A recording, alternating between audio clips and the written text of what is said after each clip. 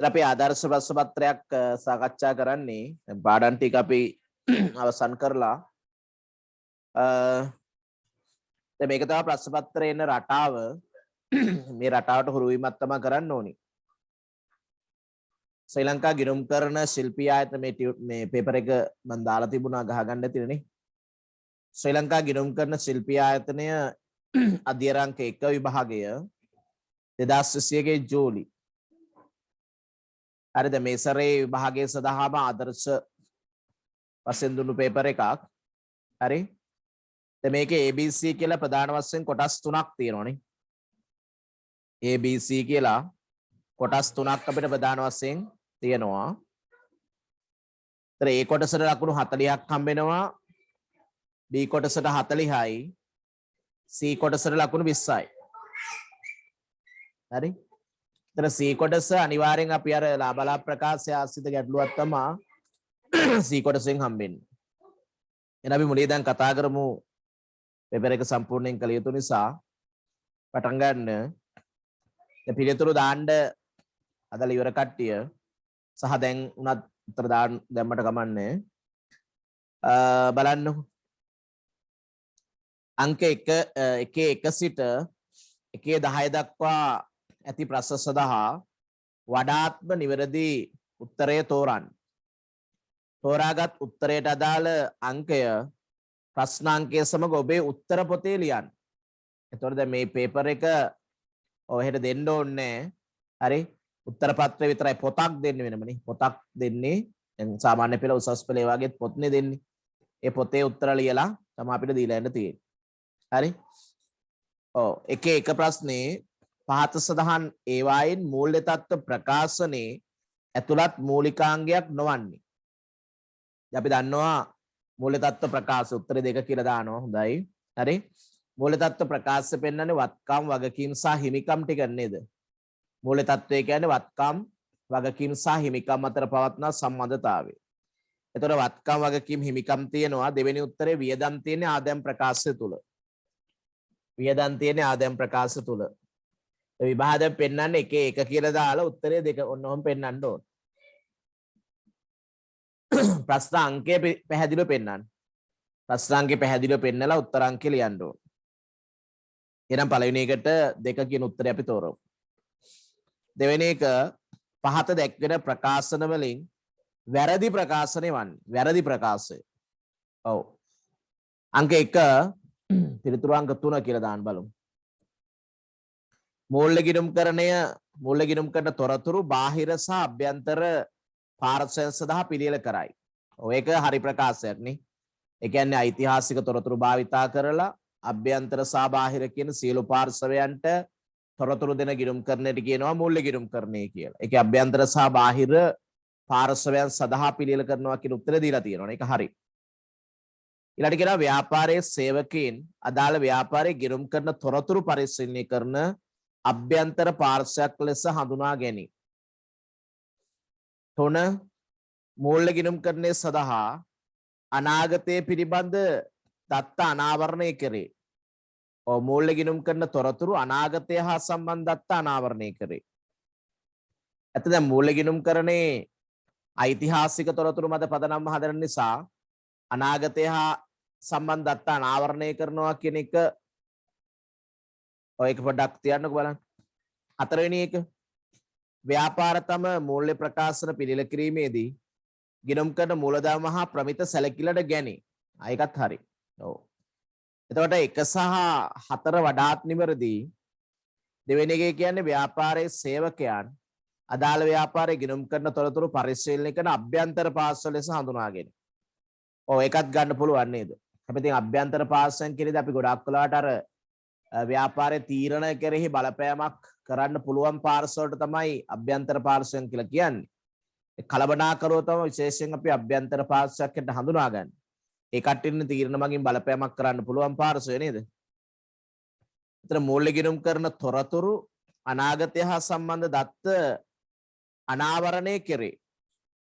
ඔය මූල්‍ය ගිණුම් කරන්නේ අනාගතය සම්බන්ධ දත්ත අනාවරණය කිරීමක් කරන්න පුළුවන්.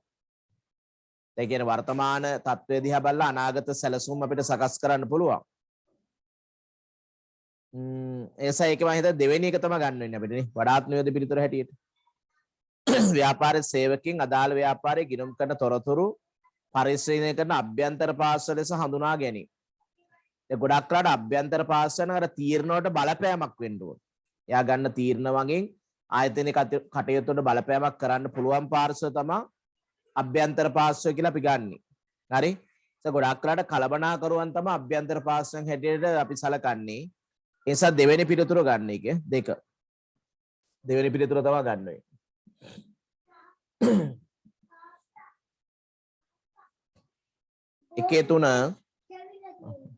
එකේ තුන අස්තිත්වයක් විසින් මූල්‍ය කල්බදු පදනම මත මිලටගත් දේපල නීත්‍යානුකූල ව්‍යාපාරයට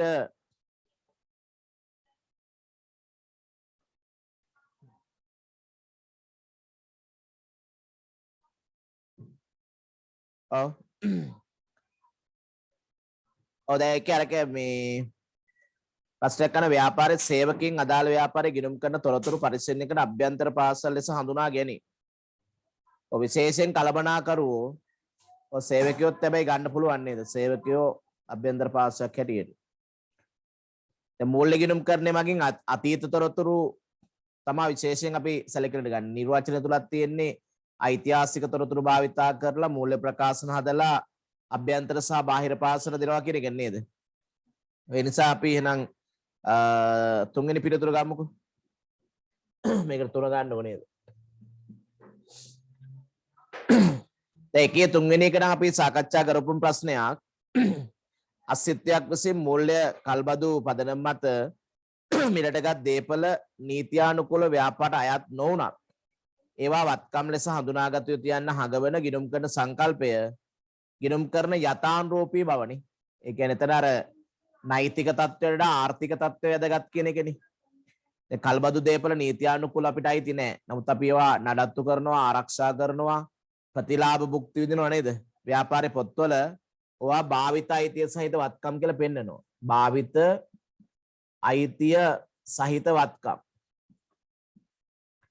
එතකොට නීතිමය තත්ත්වයට වඩා ආර්ථික තත්ත්වය වැදගත් කියන සංකල්පය තමයි යථානුරූපී සංකල්පය කියන එක. උත්තරේ 1 එන්න ඕනේ තුන්වෙනි එකට. 1.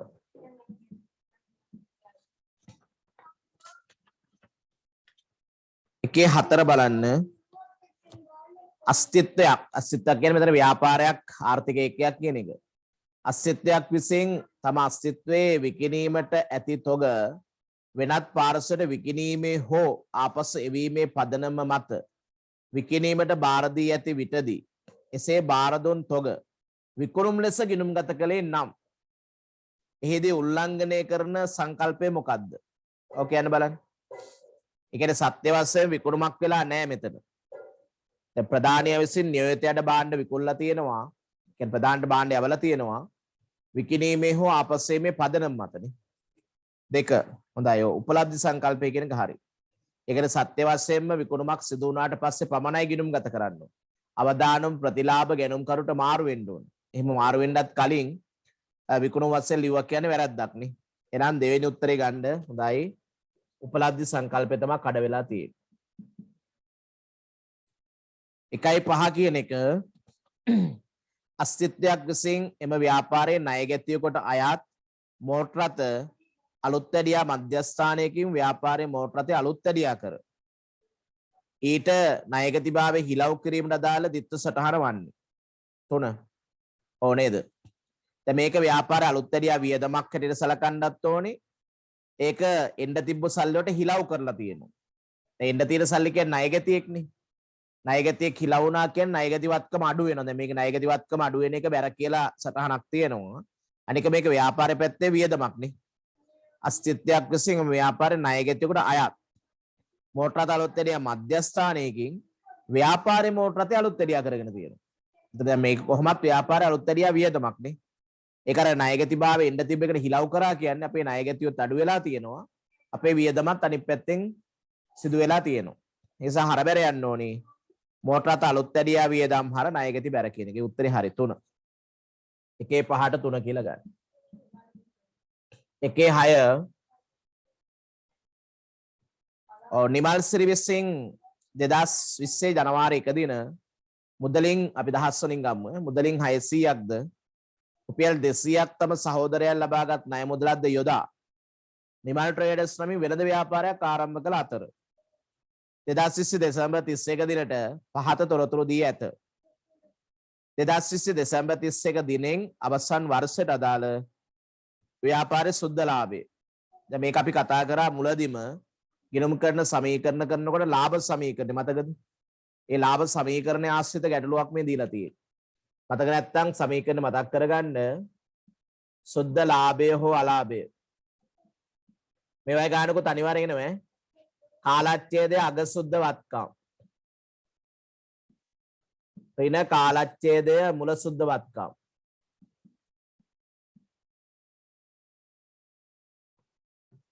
එකතු කරා ගැනිලි අඩු කරා අමතර ප්‍රාර්ථන. එකතු කරා ගැනිලි අඩු කරා අමතර ප්‍රාර්ථනය. ඔය සූත්‍රය ආදේශ කළ ගන්න බලන්න ටක් ගන්න.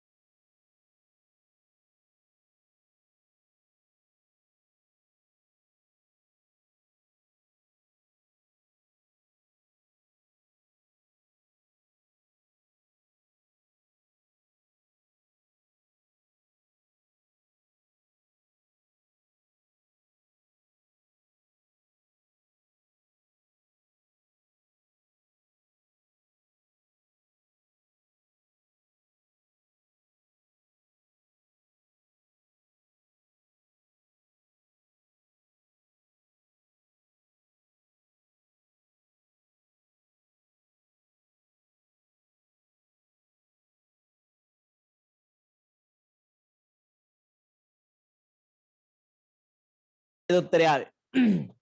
දැන් කාලච්ඡේදයේ අග සුද්ධවත්කම් කියන අග ප්‍රාර්ථනය මුල සුද්ධවත්කම් කියන මුල ප්‍රාර්ථනය එකතු කරා ගැනිලි අඩු කරා අමතර ප්‍රාර්ථන. ඔන්න ඔය සූත්‍රයෙන් තමයි ලාභය පාඩු හොයන්නේ. ඔකට කියන්නේ ලාභ සමීකරණය කියලානේ. සමීකරණ පාඩමේ ඔකම අපි කරා. එතකොට මුල ප්‍රාර්ථනය 800 දහස් වලින් හදන්න. මුල සුද්ධවත්කම් කියන මුල ප්‍රාර්ථනය 800යි. අග සුද්ධවත්කම් වත්කම් 1400යි. වගකීම් 380ක් අඩු කරන්න. 1020යි. තේරුණාද? ප්‍රාර්ථනය කියන්නේ වත්කම් සහ වගකීම් අතර වෙනසනේ. සුද්ධ වත්කම් කියලත් ඒකමයි. සුද්ධ වත්කම් ප්‍රාර්ථන දෙකම එකක්. හරිද? අග ප්‍රාර්ථන ඍණ මුල ප්‍රාර්ථන. ආයෙ මොනවද තියෙන්නේ? ගැනිලි තියෙනවා 45000 දහස් වලින්. අමතර ප්‍රාර්ථන නැත්තම් ඒක ලියන්න ඕනේ. ඒක 0යි කියලා දාගන්න. දීලා නැහැ නේ ඒකනේ. එහෙනම් ඔච්චරයි උත්තරේ. එතනින් එනවා 220යි 265 තියනවද? 465. මෙතන වැරදුනාද? 800ක් තමයි මුල ප්‍රාර්ථනනේ.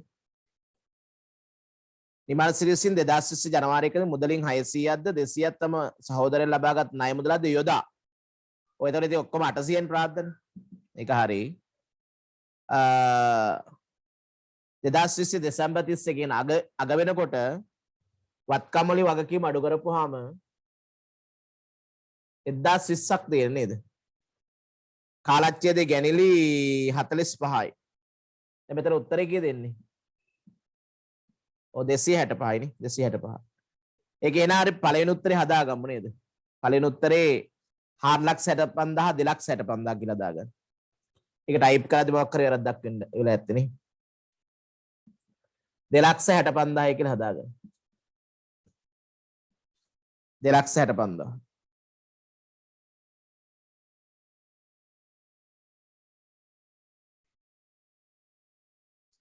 දැන් ව්‍යාපාරයට අර ටික කොහොම හරි යොදලා තියෙනවා නේද? ඒක ණය පොඩ්ඩක් බලන්න අග වෙනකොට ඒ වගකීම නිවාසිරි විසින් 2020 ජනවාරි 1 දින මුදලින් 600ක්ද 200ක් තම සහෝදර ලබාගත් ණය මුදලක්ද යොදා. දැන් ඒ ටික ප්‍රාර්ථන එක හරි. එතකොට එතන වගකීමකුත් තියෙනවා කියලා ගත්තොත් මොකද වෙන්නේ? 600යි. ඔය හැම ගත්තොත් නම් ගන්න පුළුවන් නේද?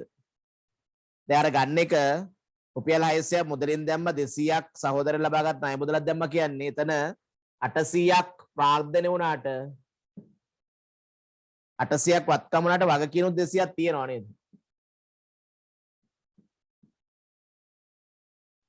හරි. එහෙම වුණොත් 600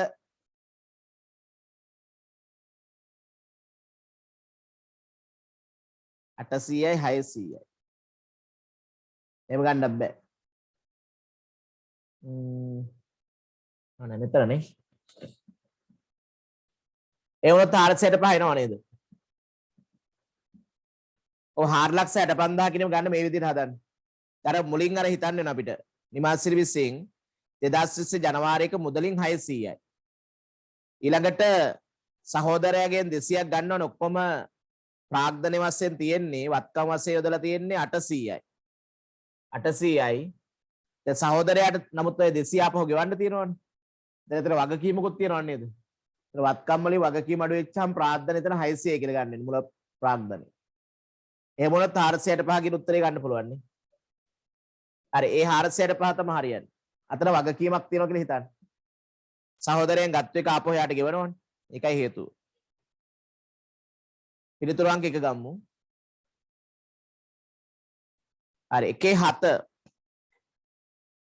අස්තිත්වයේ අයිතිකරු විසින් තම පුද්ගලික මුදලින් එම අස්තිත්වයේ බැංකු ණය වාරිකයේ පොලියද ඇතුළත්ව ගෙව්වේ නම් එම ගනුදෙනුව අස්තිත්වයේ ගිණුම් කරන සමීකරණයට බලපාන ආකාරය තෝරන්න. මේක මේ විදිහටම අපි කරලා තියෙනවා. හරිද? බැංකු ණයක් ගෙවනවා අයිතිකරු පුද්ගලික මුදලින්.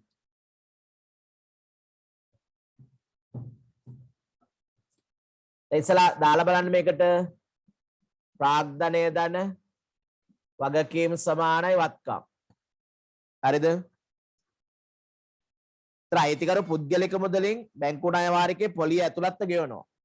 දැන් පොඩි ඉලක්කමක් අපි හිතමුකෝ. 100ක ණය මුදලක් ගෙවනවා. මේක ඇතුලේ පොලිය 20ක් තියෙනවා. හරිද? පොලිය 20ක් තියෙනවා. එතකොට ණය ඇවිල්ලා 80යි.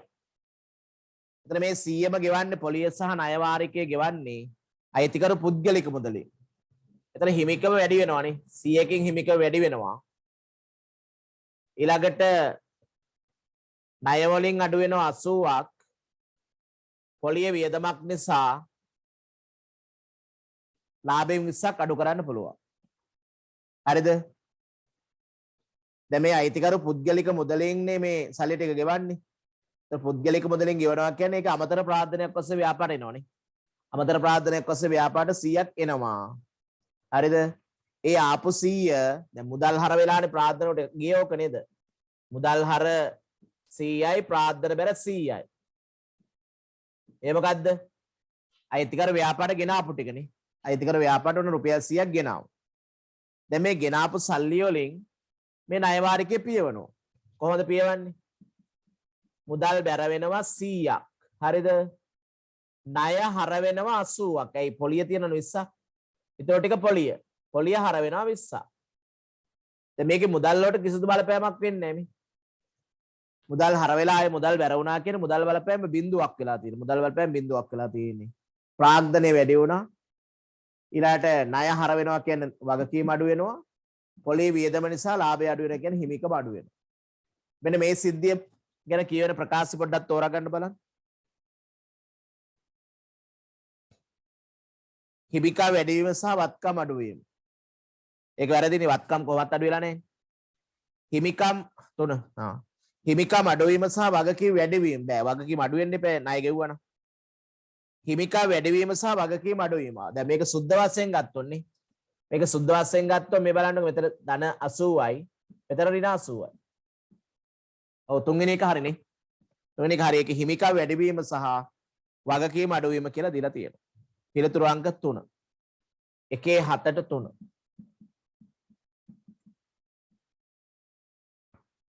එකේ 8 එකේ 8 නිෂ්පාදන ආයතනයක් විසින් බාහිර සැපයම්කරුගෙන් අමුද්‍රව්‍ය තොග ඇනෝම් කිරීමේදී ගැනුම් දෙපාර්තමේන්තුව විසින් නිකුත් කරන ලේඛනය. ඔව්. නිෂ්පාදන ආයතනයක් බාහිර සැපයම්කරු අමුද්‍රව්‍ය තොග ඇනෝම් කිරීමේදී ඒ කියන්නේ ද්‍රව්‍ය අවස්ථාංශයක් ගබඩාව හෝ ද්‍රව්‍ය අවස්ථාංශ විසින් මිලදී ගැනීමේ අංශයට යවන ලියවිල්ලට අපි කියන්නේ ද්‍රව්‍ය මිලදී ගැනීමේ අධියාචනා පත්‍රය. ද්‍රව්‍ය ගැනුම් අධියාචනා පත්‍රනේ. ඒක අපි නෝට් එක කරලා තියෙනවා ගැනුම් අධියාචනා පත්‍රය. ගැනුම් අධියාචනා පත්‍රය. ගැනුම් මිලදී ගැනීමේ අධියාචනා පත්‍රය කියලා වාර්තාව තමයි ඉතර ගන්න ඕනි. පිළිතුරු අංක 4. පිළිතුරු අංක 4. මිලදී ගැනීමේ අධියාචනා පත්‍රය කියන්නේ ගබඩාව හෝ ද්‍රව්‍ය අවස්ථාංශ විසින් ද්‍රව්‍ය මිලදී ගැනීමේ අංශයට මොන ද්‍රව්‍යද අපිට අවශ්‍ය කියලා දන්වා යන ලියවිල්ලට කියන්නේ ද්‍රව්‍ය මිලදී ගැනීමේ අධියාචනා පත්‍රය කියලා. 4 එකේ 9 වර්තමානයේ රටේ පවතින COVID-19 වසංගතය නිසා අස්තිත්වයන්ට බලපෑම් කරන පාරිසරික සාධකයක් නොවන්නේ මොකද්ද? ආර්ථික පරිසරය, දේශපාලන පරිසරය, සමාජ සංස්කෘතික පරිසරය, නීතිමය පරිසරය. ආර්ථික වශයෙන් බලපෑම් තියෙනවනේ. වර්තමානයේ රටේ පවතින COVID-19 වසංගත නිසා අස්තිත්වයන්ට බලපෑම් කරන පාරිසරික සාධකයන් නොවන්නේ. දැන් ව්‍යාපාරයට කොහොමත් පාරිසරික සාධක බලපානවනේ. ඇයි පාරිසරික සාධක ව්‍යාපාරයට බලපාන්නේ? දැන් ව්‍යාපාරයක් කියන්නේ මේ පරිසරයේ තියෙන එක ඒකකයක් නේ. පරිසරය ඇතුලේ තියෙන එක ඒකක ව්‍යාපාරයක් කියන එකනේ. ඒ නිසා පරිසරයේ තියෙන බලපෑම් වලට යටත් වෙනවා. දැන් වර්තමානයේ රටේ පවතින COVID-19 වසංගත නිසා අස්තිත්වයන්ට බලපෑම් කරන පාරිසරික සාධකයන් නොවන්නේ මොකද්ද කියලා අහන්න. කොහොමද ආසන්න වශයෙන් ගත්තොත් ආර්ථික කරුණු බලපානවනේ. හරි. ඒතර නිෂ්පාදනය අඩු වෙනවා බොහෝ වෙලාවට නේද? මිනිස්සුන්ගේ පරිශීලනය භාණ්ඩ පරිහරණය අඩුපාඩු වෙන්න පුළුවන් නේද? ආර්ථික පරිසරය කොහොමත් ගන්න පුළුවන් මේකේ සාධකයක් හැටියට. සමාජ හා සංස්කෘතික පරිසරය, දේශපාලන බලපෑම්, නීතිමය කරුණු කොහොම එක වගේ තමයි ඉතින්. වඩාත් හරියන්නේ කොහොම වගේද හිතෙන්නේ? ආර්ථික පරිසරය ගන්න පුළුවන්, දේශපාලන තීන්දුව తీරනත් බලපාන්න පුළුවන් ව්‍යාපාර සම්බන්ධයෙන් නේද? ඒක රටේ පාර්ලිමේන්තුව විසින් ගන්න ලබන තීරණයන් ව්‍යාපාර වලට යම් යම් විදිහට බලපෑම් වෙන්න පුළුවන් මේ COVID-19 සිද්ධිය නිසා.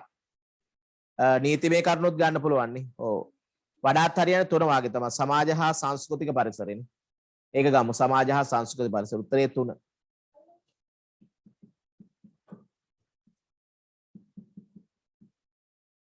එකේ 10 අවසාන එක.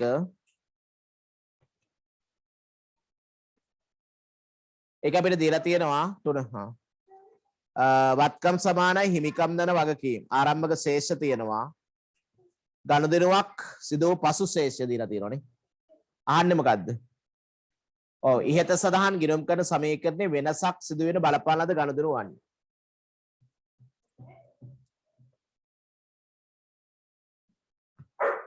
වත්කම් සමානයි හිමිකම් දන වගකීම්. වත්කම් 1500ක් අඩු වෙලා. ඔබ තා තිබ්බේ නේද? ඔව් වත්කම තර රිල තියෙන්න බෑ නේ. රිල තියෙන්න බෑ. මෙතන ධන තියෙන්නේ. ඒ රිල් ලකුණ කපලා දාන්න. දෙපැත්තේ ධන රිල දෙකක් වෙන්න බෑනේ. ඔබ තියෙනවා. ඊළඟ ගනුදෙනුවක් වුණාට පස්සේ 1480ක් වෙලා තියෙනවා. ඒ කියන්නේ 20ක් මේකෙන් අඩු වෙලා තියෙනවා. මෙතන මොකක්ද වෙලා තියෙන්නේ 1195යි. ඒ කියන්නේ 5ක් නේද අඩු වෙලා තියෙන්නේ. ඔව් 5ක් අඩු වෙලා තියෙනවා. 285ක් කියන්නේ 15ක් අඩු වෙලා තියෙනවා. මෙන්න මේකට දාලා ගනුදෙනු තමයි අහන්නේ නේ. බලමු එක් කියවලා. හරි. තුන කියලා දාන බලමු. ව්‍යාපාරේ ණය හිමියන්ට මුදල් ගෙවීම. බෑනේ හිමිකමත් බලපාලා තියෙනවනේ. මෙහෙම වියදම් ගෙවීම එකත් වැරදිනේ. මෙහෙම වියදම් ගෙවුවා නම් වගකීම් වලට බලපෑමක් වෙන්න බෑනේ. මුදල්වත්කම සහ හිමිකම අඩු වෙන්න ඕන. බෑ. තුන ව්‍යාපාරේ බැංකු ණය වාරිකයේ පොලියද සහිතව මුදලින් ගෙවීම. ඔය ඉස්සලා තමයි මේක කරානේ. බැංකු ණය වාරිකය කියනකොට ණය වගකීම අඩු වෙනවා. පොලී වියදම නිසා ලාභය අඩු වෙනවා. මුදල්වත්කම අඩු වෙනවා. හොඳයි. ඒක තමයි එන්නේ. උත්තරේ 3. උත්තරේ 3. හරි. එතකොට අපිට මේ ප්‍රශ්න 10ට ලකුණු කීයක්ද වෙන් කරලා තියෙන්නේ? පළවෙනි ප්‍රශ්නේ තාම යන්නේ නේ. අයිකේ තව කොටස් ටිකක් තියෙනවා. ඒ ඔක්කොම තමයි ලකුණු 40 යන්නේ. තාම ලකුණු 40ම ඉවර වුණේ නෑ. අයිලන බලන්න අංක 1 සිට 1 දක්වා ප්‍රශ්නවල දී ඇති එක් ප්‍රකාශනයේ සත්‍යද අසත්‍යදයි දක්වන්න. සත්‍ය හෝ අසත්‍ය යන උත්තරය ප්‍රශ්නාංකය සමග ඔබේ උත්තර පොතේ ලියන්න. මේක ලේසි. සත්‍ය අසත්‍ය ලියන්න තියෙන්නේ. සත්‍ය අසත්‍ය ලියන්න තියෙනවා බලමු. හරියටම ලියන්න 1 කියලා දැම්මා. මේ ප්‍රශ්නය විවාහ ලියන්න යන්න එපා. උත්තර පොතේ 1:11 කොටස කියලා ලියලා සත්‍යද අසත්‍යද කියන එක විතරයි අපිට ලියන්න තියෙන්නේ. බලමු. බැංකු සැසඳුම් ප්‍රකාශන පිළිල කිරීමේදී බැංකුව විසින් අස්තිත්වයේ බැංකු ගිණුමට වැරදි ලෙස බැර කළ ලද තැන්පතු මුදල සංශෝධ මුදල් පාලන ගිණුමට ගලපනු ලැබේ. බැංකු සැසඳුම් ප්‍රකාශන පිළිලකදී බැංකුව විසින් කියන්නේ බැංකුව තමයි මේ වැරද්ද කළා තියෙන්නේ. බැංකුව විසින් අස්තිත්වයේ බැංකු ගිණුමට. ඔව් දැන් අපේ කරන්ට් account එකට බැංකුව වැරදියට සල්ලි ටිකක් දාලා තියෙනවා. අනුන්ගේ මොකක් හරි චෙක් එකක් අපේ ගිණුමට එකතු වෙලා. අනුන්ගේ චෙක් එකක් අපේ ගිණුමට එකතු වෙලා වාගේ වැඩක් තමයි වෙලා තියෙන්නේ. හරිද? ඒක සංශෝධන මුදල් පාලන වලට ගලපනවලු. නෑනේ. ඔව් බැංකු සැසඳුම් එක නම් අපි කරේ නෑ ඇත්තටම නේද? ඒකේ බැංකු සැසඳුම් කියලා වෙනම ගාණක් නම් එන්නේ නෑ. ඇවිල්ලා නැහැ. නේද? මේක අර පොඩි සත්‍ය අසත්‍ය ලියන ප්‍රශ්නෙකට විතරයි දීලා තියෙන්නේ. වෙනම බැංකු සැසඳුම් කියලා පාඩමක් අපිට අහුන්නේ නැහැ සිලබස් එකේ තිබුණේ නැහැ නේ එකක් නේද? හරි. මේක අර සත්‍ය අසත්‍ය ලියන නිසා වගේ දාලා ඇත්තේ. ඒක නිකන් හිතලා ගන්න. ඒ කියන්නේ බැංකුව කරන වැරද්දක් ව්‍යාපාර පොත්වල ගැලපීමක් කරන්නේ නැහැ. ඒ වගේ අදහස් ගන්න පුළුවන් නේද? ප්‍රශ්න තියෙනවා. ප්‍රශ්න බැංකු සැසඳුම් එක තියෙනවද?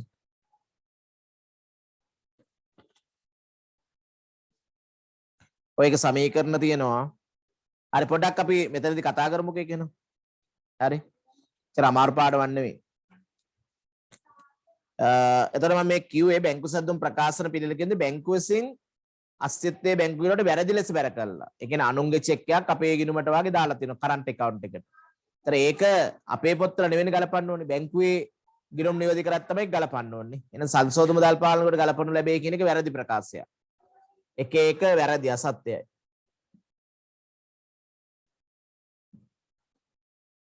එකේ 12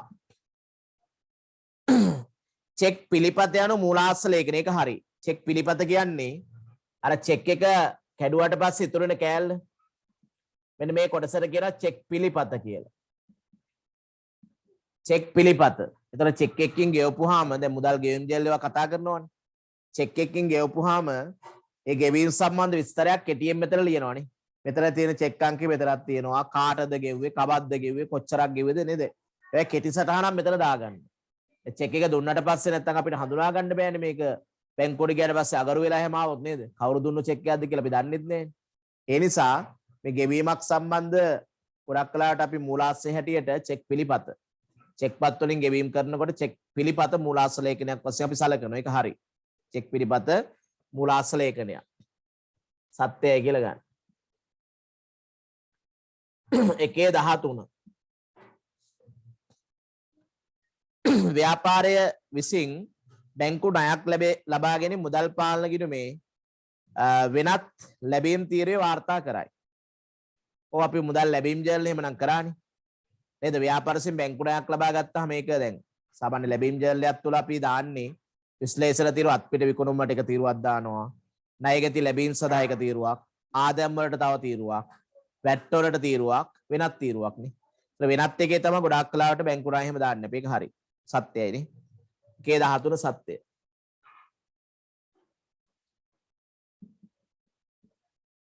එකේ 14 අස්තිත්වයේ ලාභයක් පැවතියත් ව්‍යාපෘතියේ බැංකු ගිණුමේ අයිරාවක් පැවතිය හැකිය. ඔය ප්‍රශ්නයක් නැහැ. මොකද ලාභය හොයන්න ගන්න ආදාය වියදම් විතරයිනේ. නේද? උපචිත පදනමින් අපි මේ ලාභල ප්‍රකාශ උපචිත පදනමින් හදන්නේ. ලැබුණත් නොලැබුණත් ගෙව්වත් නොගෙව්වත් නේ. ඒ නිසා ලාභයක් ආවත් පාඩුවක් ආවත් අයිරාවක් තියෙන්න පුළුවන් බැංකු පොතේ. ඒක ප්‍රශ්නයක් වෙන්නේ නෑ නේද? හරි. ඒ නිසා ඒක මොකද කියන්නේ? අස්තිත්වයේ ලාභයක් පැවතියත් ව්‍යාපෘතියේ බැංකු ගිණුමේ අයිරාවක් පැවතිය හැකිය. වෙන්න පුළුවන්. සත්‍යයි. සත්‍යයි. ඒකට හේතුව අරකයි නේද? ලාභය හෝ පාඩුව ගන්න අපි ගන්නේ උපචිත පදනම. ලැබුණත් නොලැබුණත් සියලු ආදායම් සැලකිලිට ගන්න. ගෙව්වත් නොගෙව්වත් සියලු වියදම් අපි ලාභය හොයන්න සැලකිලිට ගන්න. මුදල් පදනමින් ගත්තොත් නේ අයිරාවක් අපිට අවශ්‍යයක් වෙන්නේ නේද? ඒ නිසා අයිරාවක් තියෙන්න පුළුවන්. ඍණ ශේෂයක් මුදල් ගිණුමේ තියෙන්න පුළුවන්. ලාභයක් තිබ්බත් පාඩුවක් තිබ්බත් ඒක අපිට බලපාන්නේ නැහැ කොහොමත් ලාභයේ හොවා ලාභයේ සඳහානේ. ඒ නිසා ඒක සත්‍ය ප්‍රකාශයක් වෙන්න ගන්න පුළුවන්. right. එකේ 15 මුදල් ගෙවීම් ජල්ලේ වට්ටම් තීරුවේ එකතුව දුන් වට්ටම් ගිණුමට සහ ණය හිමි පාලන ගිණුමට පිටපත් කරයි. වැරදිනේ නේ. දැන් මුදල් ගෙවීම් ජල්ලේ වට්ටම් තීරුව කියන්නේ දැන් ණය හිමි ගෙවීමනේ තියෙන්නේ. ණය හිමි ගෙවීම. ණය හිමියන්ට ගෙවීම තමයි මුදල් ගෙවීම් ජල්ලේ අපි වාර්තා කරන්නේ. ණය හිමියන්ට ගෙවද්දී අඩු කරන වට්ටමට කියන්නේ ලද වට්ටම් කියලා. ලද වට්ටම්.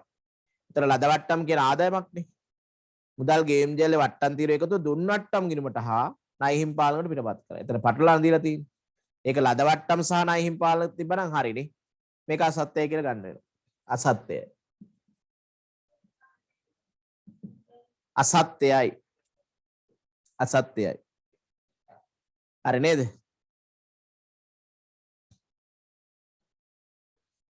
ඊළඟට එකේ 16 සිට එකේ 20 දක්වා ඇති ප්‍රශ්න වලට උත්තර ප්‍රශ්න අංක සමග ඔබේ උත්තර පොතේ ලියන්න. ඔක්කොම පොතේ ලියන්න තමයි තියෙන්නේ මේ වගේ අංකේ දාලා හරියට.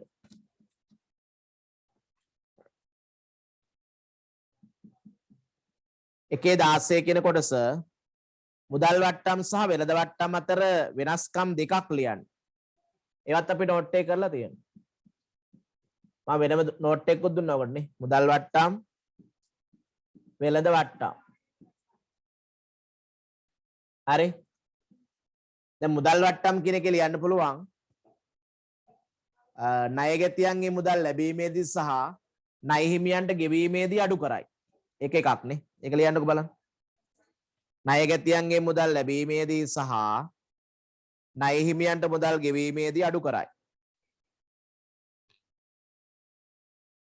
ණයගැතියන්ගේ මුදල් ලැබීමේදී සහ ණය හිමියන්ට ගෙවීමේදී අඩු කරයි. ණයගැතියන්ගේ මුදල් ලැබීමේදී සහ ණය හිමියන්ට මුදල් ගෙවීමේදී අඩු කරන ලබයි. මේක ලියනවා භාණ්ඩයක ලකුණු කළ මිලෙන් අඩු කරන ලබයි. භාණ්ඩයක ලකුණු කළ මිලෙන් අඩු කිරීමක් කරයි. භාණ්ඩයක ලකුණු කළ මිලෙන් අඩු කිරීමක් කරයි.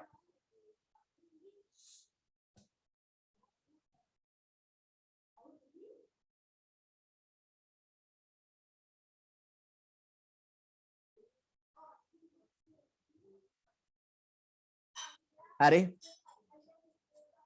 ඊළඟට තව ලියන්න පුළුවන් අපිට ප්‍රධාන වෙනසක් තමයි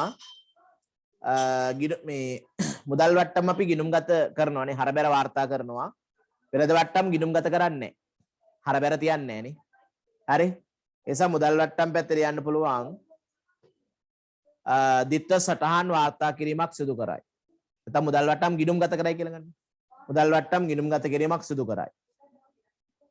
ගිණුම්ගත කිරීමක් සිදු කරයි. වෙළඳ වට්ටම ගිණුම්ගත කිරීමක් සිදු නොකරයි.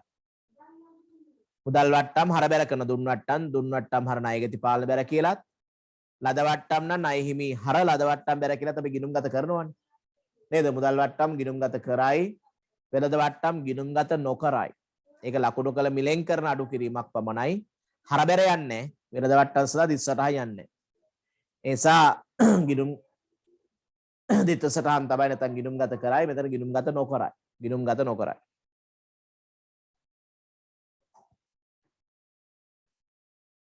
හරි. ඊළඟ 1.17 අස්තිත්වයක් විසින් පාලන ගිණුම් පාත්තනමට බලපාන හේතු දෙකක්. අස්තිත්වයක් විසින් පාලන ගිණුම් පාත්තනමට බලපාන හේතු දෙකක්. හරි. එකක් ලියන්න පුළුවන්. උපයෝගී පොත්වල එකතුව පහසුවෙන් ලෙජරයට පිටපත් කිරීමට. උපයෝගී පොත්වල එකතුන් පොදු ලෙජරයට පිටපත් කිරීමට පහසු කර ගැනීමට. උපයෝගී පොත්වල එකතුන්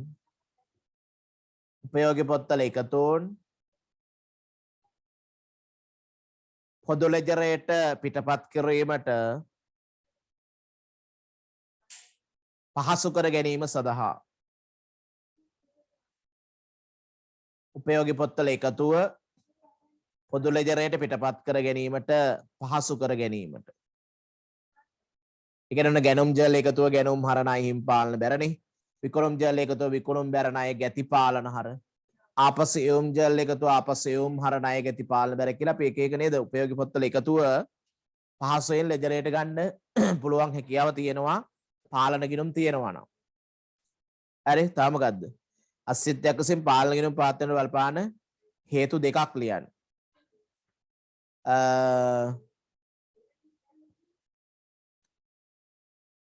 තව එකක් ලියන්න පුළුවන්. පොදු ලෙජරයේ ඇති ගිණුම් සංඛ්‍යාව අඩු කර ගැනීම සඳහා. පොදු ලෙජරයේ ඇති ගිණුම් සංඛ්‍යාව අඩු කර ගැනීම සඳහා. පොදු ලෙජරයේ ඇති ගිණුම් සංඛ්‍යාව අඩු කර ගැනීම සඳහා. පොදු ලෙජරයේ ඇති ගිණුම් සංඛ්‍යාව. දැන් පොදු ලෙජරේ ණය ගැතියෝ 10ක් හිටියොත් 10ක් හදන්නේ නැහැ නේ ගිණුම්. එක ගිණුම හදන්නේ පාලන ගිණුම කියලා විතරයිනේ. ණය ගැති පාලන ගිණුම. ණය හිමියෝ 20ක් හිටියත් ඒ 20ටම ගිණුම් 20ක් හදන්නේ නැහැ පොදු ලෙජරේ තුල. ණය හිමි පාලන ගිණුම කියලා තනි ගිණුමක් විතරයිනේ හදන්නේ. ඒ නිසා පොදු ලෙජරේ ඇති ගිණුම් සංඛ්‍යාව අඩු කර ගැනීමට. පොදු ලෙජරේ ඇති ගිණුම් සංඛ්‍යාව අඩු කර ගැනීමට.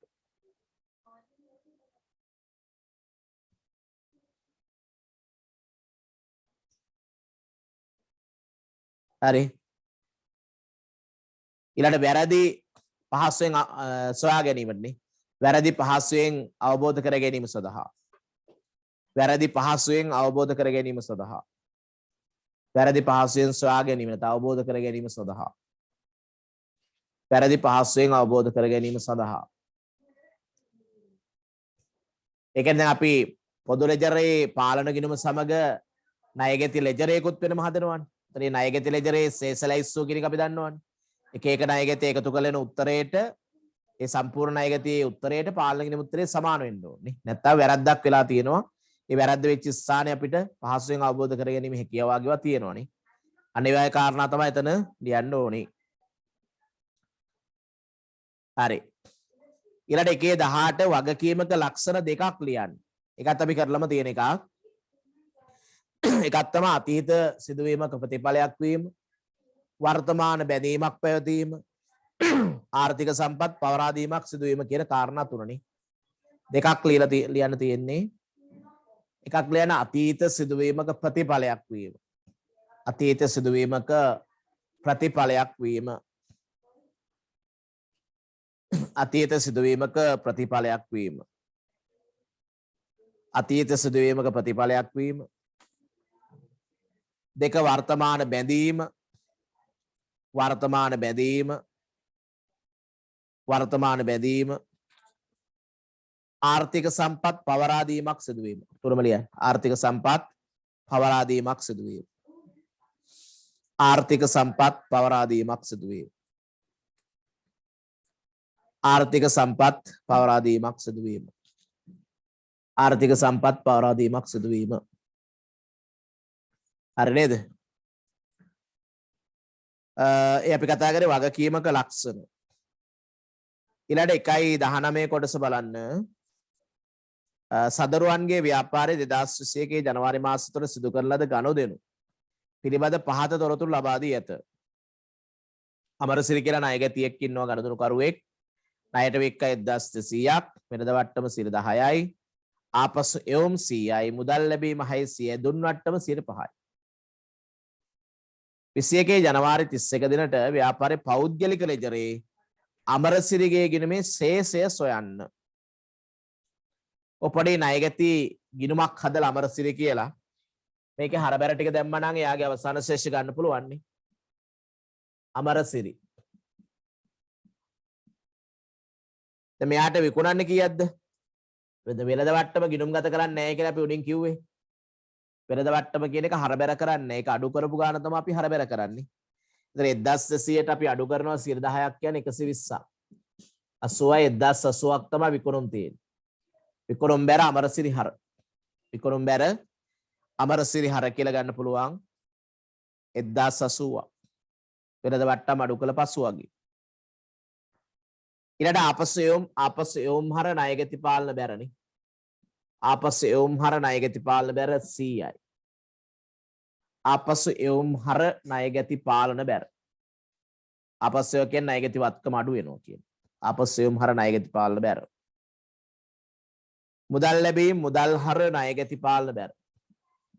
මුදල් හර ණයගැති පාලන බැර 600යි.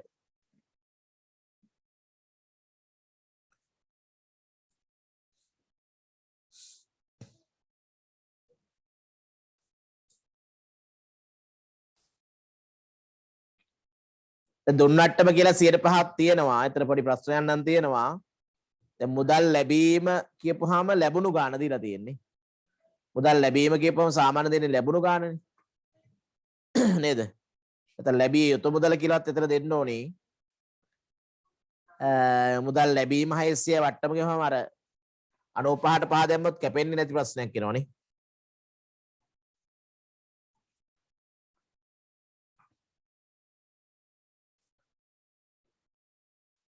මුදල් ලැබීම 600යි. දැන් ලැබුණ 600ක් කියපුවාම ඔක සමාන කරන්න අපි 95ට. මොකද 100ක් එන්න තිබ්බ එක්කෙනෙක්ගේ වට්ටම අඩු කරලා අපි සල්ලි ගන්නෙ නේ. එතකොට 695න් බෙදලා 5න් වැඩි කරොත් කැපෙන්නේ නැහැ උත්තර නේද? පොඩ බලන්න මේ දශම වෙනවද කියන්නේ. මෙන්න මේකේ උත්තරේ කියන්නේ මොනවද? 600 බෙදීම 95 වැඩි කිරීම 5. බැලුමට මම කැපෙන්නේ නැති එකක් මම තියෙන්නේ. කීයද උත්තරේන හදලා කියන්න බෑ. මේකේ උත්තරේ ගන්නකො. 695න් බෙදලා 5න් වැඩි කරන්න කැල්ලකින් ගහන්න. 31.57 නේ. 31.57ක් කියලා තියෙනවා.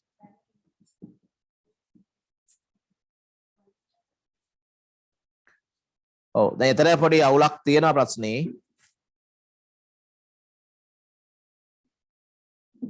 දුන්නට්ටම අඩු කරලා කියලා ගත්තේ. ඔය දැන් මුදල් ලැබීම දුන්නට්ටම 105 දීලා තියෙන නිසා නේද? එහෙම ගත්තත් හරිනේ. එහෙම ගමු එහෙනන්නේ.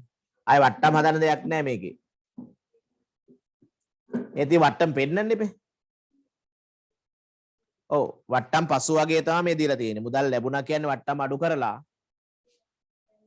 වට්ටම් අඩු කළා මුදල් ලැබුණා කියන්නේ අපි වට්ටමත් මේකේ වාර්තා කරන්න ඉබේ. වට්ටම මේක වාර්තා කරන්න ඕනේ. වනේ දුන්නට්ටම හර ණයගැති බැර කියලානේ. ඉතින් මේක තියෙන විදිහට වට්ටම හොයන්න වෙන්නේ මේ ආකාරයට.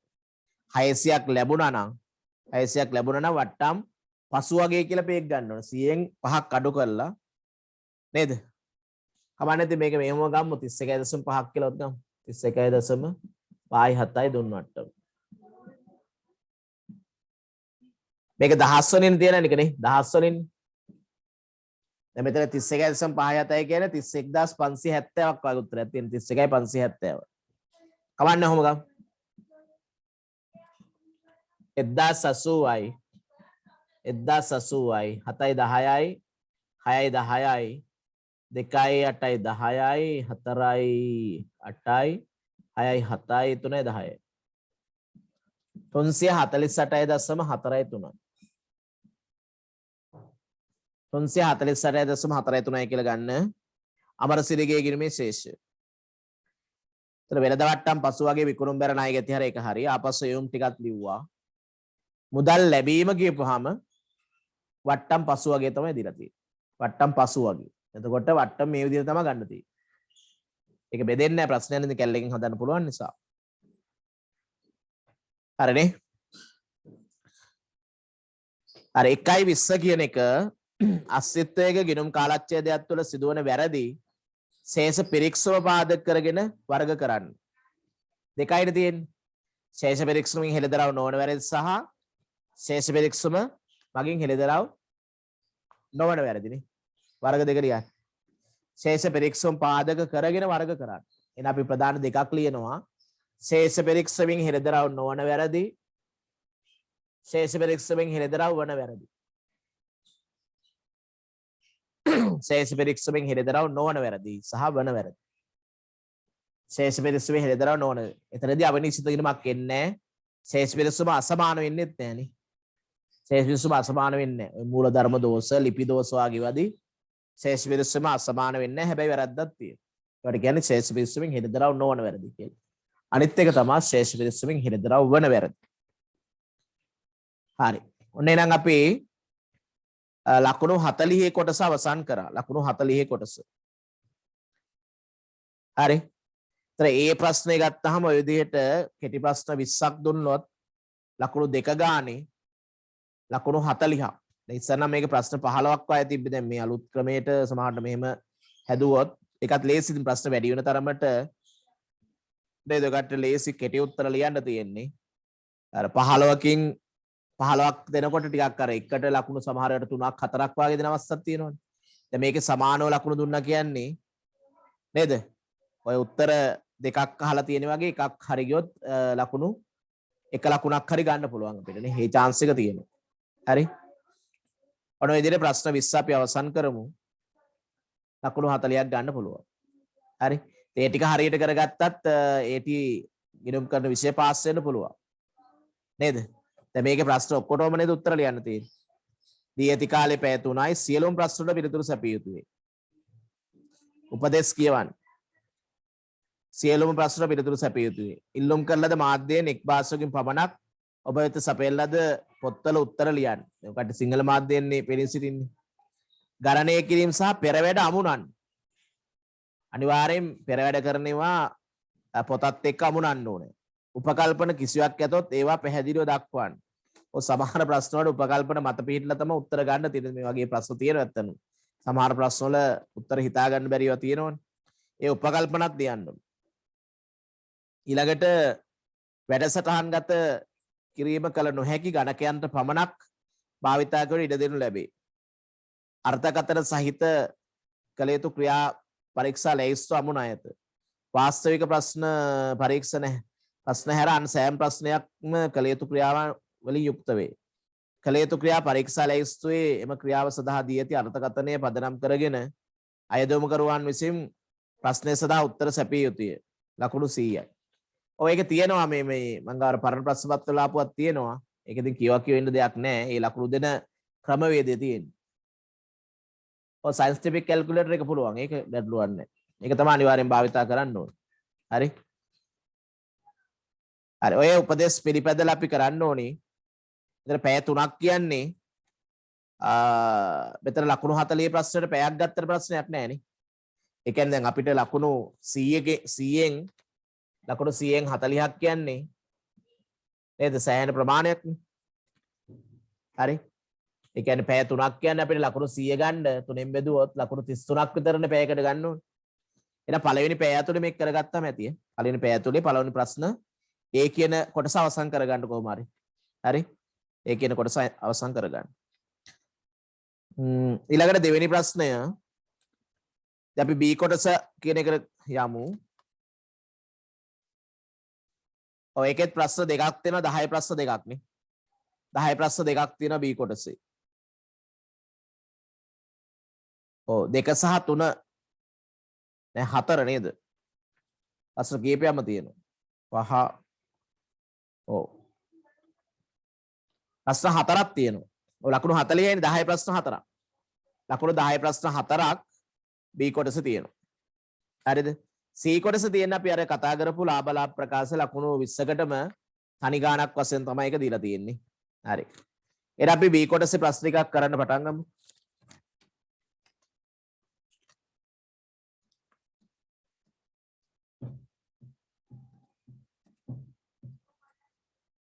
B කොටස බලන්න. B කොටසේ පළවෙනි දෙවෙනි ප්‍රශ්නය මංගල ට්‍රේඩර්ස් ආයතනයේ තම වාර්ෂික ගිණුම් වර්ෂය 2021 මාර්තු 30 දිනේන අවසන් කළ නමුත් එහිදී පිළියෙල කළ ලද ශේෂ පිරික්සමේ හරපැත්තේ 9000ක ඌනතාවයක් ඌ අතරේ අවිනිශ්චිත ගිණුමට මාරු කර මූල්‍ය ප්‍රකාශන පිළියෙල කළ ලද අතර එහිදී 2021 මාර්තු 30 දිනේන අවසන් වර්ෂයට අදාළව 128,501 සුද්ධ ලාභයක් ගණනය විය. නමුත් පසුව කරන ලද විමර්ශනයේදී පහත වැරදි අනාවරණය වුණා. ඒතර ශේෂ පිරික්සමේ හරපැත්තේ නම් හිගේ ඌනතාවය තියෙන්නේ. ඒතර අපිට අවිනිශ්චිත ගිණුමේ හරශේෂයක් තමයි තියෙන්නේ.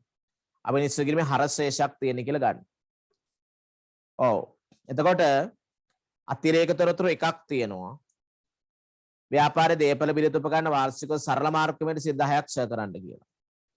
ඔබ විසින් කළ යුතු දෑ. ඉහත සඳහන් වැරදි නිවැරදි කිරීමට අදාළ ජර්නල් සටහන් ලියන්න. ජර්නල් සටහන් ඇතුළේ අපිට 5ක් ලියන්න තියෙන ලකුණු 5යි. එකට එක ලකුණු ගන්න තමයි හම්බෙන්නේ. අවිනිශ්චිත ගිණුම පිළියෙල කරන්න ලකුණු 2යි. ඊළඟට ලාභ සංශෝධන නිවැරදි සුද්ධ ලාභය හදන්න. මේවයි ගණන් අපි හැදුවනේ. හරි. එහෙනම් අපි ඒ ටික හදමු. ජර්නල් සටහන් ලියන්න පොත් ජර්නල් එක හගත්තා.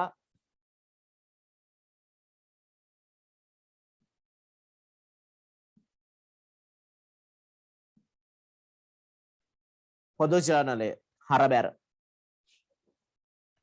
එතන ජර්නල් සටහන් 5කට වගේ ඉඳ තියාගන්න. පොඩි අවිනිශ්චිත ගිණුමකුත් ගහගන්න. ඊළඟ සුද්ධ ලාභ සංශෝධනය ගන්න. සුද්ධ ලාභ සංශෝධන ප්‍රකාශය. කෙටුම්පත් සුද්ධ ලාභය. දැනට දීලා තියෙන සුද්ධ ලාභයට අපි කියන කෙටුම්පත් සුද්ධ ලාභය කියලානේ. කෙටුම්පත්. නැත්නම් දී ඇති සුද්ධ ලාභය කියුවක් කමන්නේ නැති. කෙටුම්පත් කියලා ගමුකෝ. 128,500 නේ. 1,28,500. හරි. අවිනිශ්චිත ගිණුම තියෙන 9000ක හරශේෂයක් නේ. 9000 8000 තිබ්බේ 9000 එනවා. 9000ක හිගේ මේ හරශේෂය. ඔය දෙක දාලා පටන් ගන්න. හරි.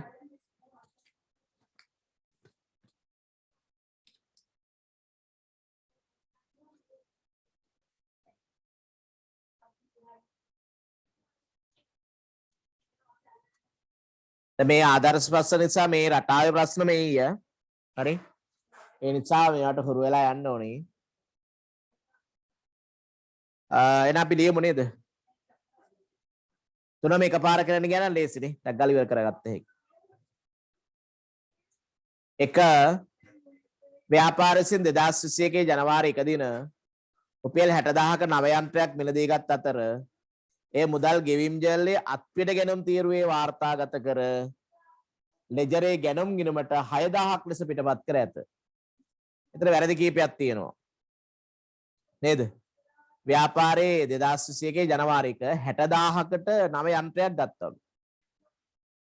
ඒ මුදල් ගෙවීම් ජල්ලේ අත්පිට ගැනුම් තීරුවේ වාර්තාගත කර ලෙජරේ ගැනුම් ගිණුමට 6,000ක් ලෙස පිටපත් කරලා. ඒක වැරදිනේ. දැන් යන්ත්‍ර ගත්තු එක ගැනුම් ගිණුමේ දාන්න බෑ. යන්ත්‍ර ගත්තු එක ගැනුම් ගිණුමට දාන්න බෑ. යන්ත්‍ර කියන්නේ ස්ථාරවත්කමක් නේද? ඒක වැරදි. ඒ නිසා මුලින්ම අපි කරමු ගැනුම් ගිණුමට හර කරපේක වැරදිනේ. ඔව් මේක ඇවිල්ලා රුපියල් 60,000කට ගත්තු යන්ත්‍රයක්. ඒතර යන්ත්‍ර අනිවාර්යෙන් හර වෙන්න එපේ. යන්ත්‍ර ගිණුම හර කරන්න 60,000. යන්ත්‍ර ගිණුම හර 60,000යි. යන්ත්‍ර හර 60,000යි. අපි ගත්තේ 60,000ක යන්ත්‍ර නිසා අනිවාර්යෙන් යන්ත්‍ර 60,000ක් හර වෙන්න ඕනේ. ව්‍යාපාරසින් 2021 ජනවාරි 60,000ක නව යන්ත්‍රය මිලදී ගත්ත අතර මේ මුදල් ගෙවීම් ජල්ලේ අත්පිට ගැනුම් තීරේ වාර්තාගත කර ලෙජරේ ගැනුම් ගිණුමට හර කළා. ගැනුම් ගිණුමට හර කරපේක වැරදි සම්පූර්ණේ. ගැනුම් බැර කරන්න 6,000.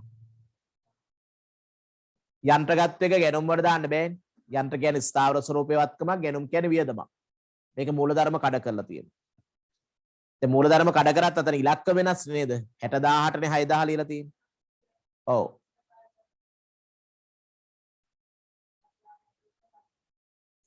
දැන් මේකේ මුදල් ගිණුමේ වැරද්දක් වෙලා නැහැ නේද? ව්‍යාපාරසින් 60000ක 9යන්ත්‍රයක් බිඳගත් අතර ඒ මුදල් ගෙම්ජල්ලේ අත්පිට ගැනුම් තීරේ වාර්තාගත කර. ඒ කොහොම හරි මුදල් පාලනයට බැර වෙලා තියෙනවනේ. මුදල් ගිණුමට බැර වෙලා තියෙනවා 60000මනේ. ඒක අනිවාර්යයෙන් බැර වෙන්න ඉපේ. නේද? එහෙනම් මේක විතරයි දෝෂ තියෙන මෙතන වෙනස අවිනිශ්චිත දාන්න වෙන්නේ. 54000 අවිනිශ්චිත දාන්න. අවිනිශ්චිත බැර 54000යි. ඔන්නම තමයි ජනසරණ ලියන්න වෙන්නේ. යන්ත්‍රහාර 60000යි ගැනුම් බැර 6000යි අවිනිශ්චිත බැර 54000.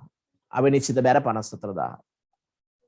සල්ලක්ෂ ලියන්න එතකොට යන්ත්‍ර රුපියල් 60000ක යන්ත්‍ර මිලදී ගැනීම 60000ක යන්ත්‍ර මිලදී ගැනීම 6000ක් ලෙස ගැනුම් ගිණුමට හර කළ වරද නිවැරදි කිරීම. නිවැරදි කිරීම. හරි නේද? රුපියල් 60000ක යන්ත්‍රයක් මිලදී ගැනීම 6000ක් ලෙස ගැනුම් ගිණුමට හර කළ වරද නිවැරදි කිරීම. සලක්ෂ අනිවාර්යයෙන් ලියන්න. දැන් මේ ටික දාලා ඉන්නකෝ බලන්න. ගැනුම් බැර වුණා කියන්නේ වියදමක් අඩු වුණා ලාභය වැඩි කරා. 6000යි. එතන ගැනුම් බැර වුණානේ. ගැනුම් බැර වුණා කියන්නේ වියදමක් අඩු වුණා කියන එකනේ. වියදමක් අඩු වෙනකොට ලාභය වැඩි වෙනවා කියලා ගන්න පුළුවන්. වියදමක් අඩු වීමේදී ලාභය වැඩි වෙනවා. ආය අවිනිශ්චිත බැර සටහනකුත් තියෙනවනේ. යන්ත්‍ර ගිණුමෙන් කියලා 54000ක් දාගන්නකො මෙතන.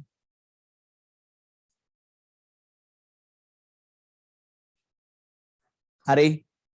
දැන් අර අමතර තොරතුරු පොඩ්ඩක් බලන්න නැවත. අමතර තොරතුරේ කියනවා ව්‍යාපාරයේ දේපල පිළිත උපකරණ වාර්ෂිකව සරල මාර්ගයට 10%ක් ක්ෂය කරනවා කිය. දැන් මෙතන අපි යන්ත්‍ර ගත්තු එක ගැනුම් ගිණුමේ දාපු නිසා දැනට ක්ෂය වෙලා තිබුණේ නේද? දැන් මේක අරන් තියෙන්නේ ජනවාරි 1 වෙනිදා. ජනවාරි 1 වෙනිදා. අපි හදන්නේ මේක මාර්තු 31 නේ. ඔය 3/31 අවසන් වර්ෂය සඳහා තමයි මේක හදන්නේ. ජනවාරික ගත්තා නම් ජනවාරි පෙරවාරි මාර්තු මාස 3ක් මේක තියෙනවානේ. ව්‍යාපාරේ මාස 3ක් තියෙනවා. ඒ මාස 3ට වෙනම ක්ෂය හදන්න වෙනවා. ඒකත් මෙතනම ලියන එක වඩා හොඳයි මං හිතන්නේ. හරි. පොඩක් ක්ෂය බලන්නකෝ. 60000ට 100ට 10ක් 12න් 3ක් නේද? 60000ට 10ක් 12න් 3ක්. මොකද අරන් තියෙන එකවත්ද 21 ජනවාරියක. ඒක දැන් හරියටම අපි යන්ත්‍ර ගිණුමට දැම්මානේ. යන්ත්‍ර ගිණුමට දැම්මානේ. එතකොට යන්ත්‍ර හර වුණේ නිසා. මේ යන්ත්‍ර වලට 10ක් මාස 3ක් ක්ෂය කරා. 3 වරක් 4යි 4 වරක් 1500යි නේ. ආවද ඒක? 1500ක් තමයි ක්ෂය එන්නේ. අවුරුද්දෙම ක්ෂය බලන්න එපා. මාස 3කට ක්ෂය බලන්න. ඒක සාමාන්‍ය ක්ෂයක් වෙන විදිහට ලියන්නකෝ බලන්න මෙතන.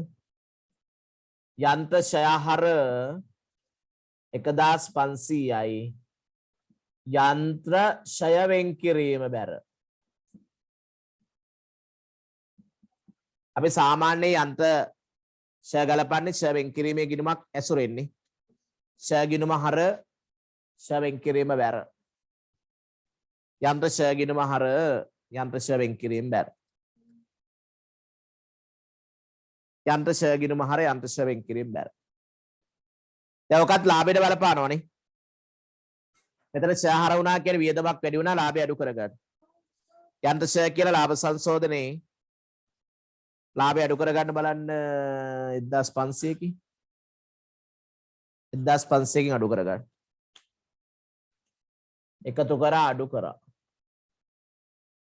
යන්ත්‍ර ක්ෂය 1500.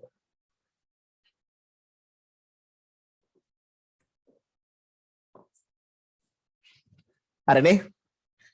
අපි දෙවෙනි එකට යන් දෙක රුපියල් 30000ක විකුණුම් ඉන්වොයිසයක් සම්බන්ධ කිසිදු සටහනක් ගිණුම් ගත වී නොමැත. ඒක අත්හැරීමේ දෝෂයක්, මගහැරීමේ දෝෂයක්, ණයගැති පාලන හර විකුණුම් බැර හර බැර දෙකම අලුතෙන් ලියන්න ඕනේ. ලියන්න. ණයගැති පාලන හර 30000යි විකුණුම් බැර 30000යි.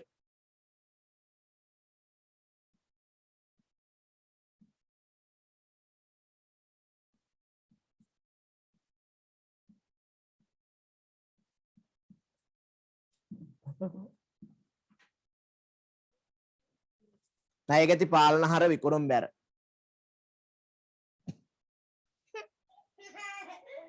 ණයගැති පාලන හර විකුණුම් බැර. ණයගැති පාලන හර විකුණුම් බැර.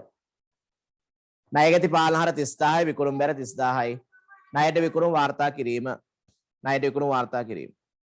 ණයගැති පාලන හර විකුණුම් බැර. දැන් විකුණුම් බැර වුණා කියන ආදායමක් වැඩි වුණා ලාභය වැඩි කරන්න.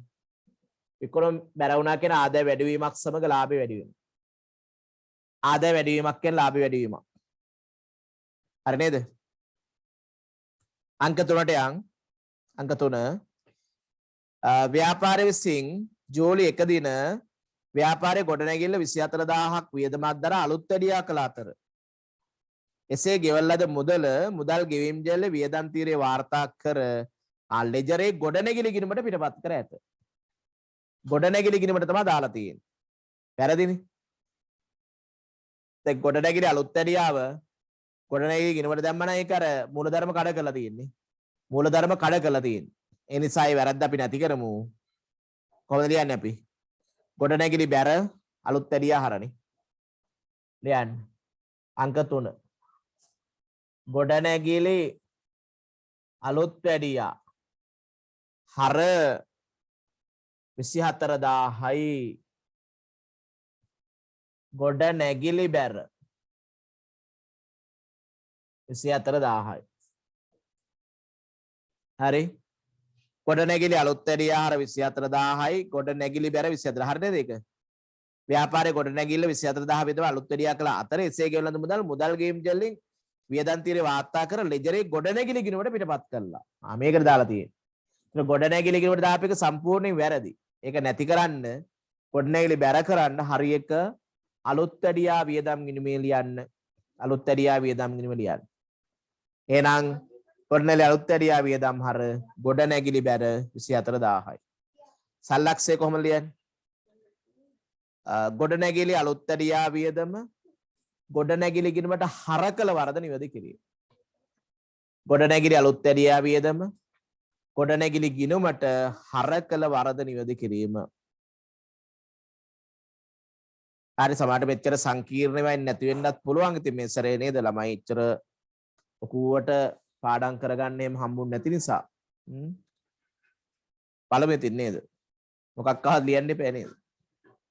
ගොඩනැගිලි අලුත් වැඩියා වියදම ගොඩනැගිලි ගිණුමට හර කළ වරද නිවැරදි කිරීම. හර කළ වරද නිවැරදි කිරීම.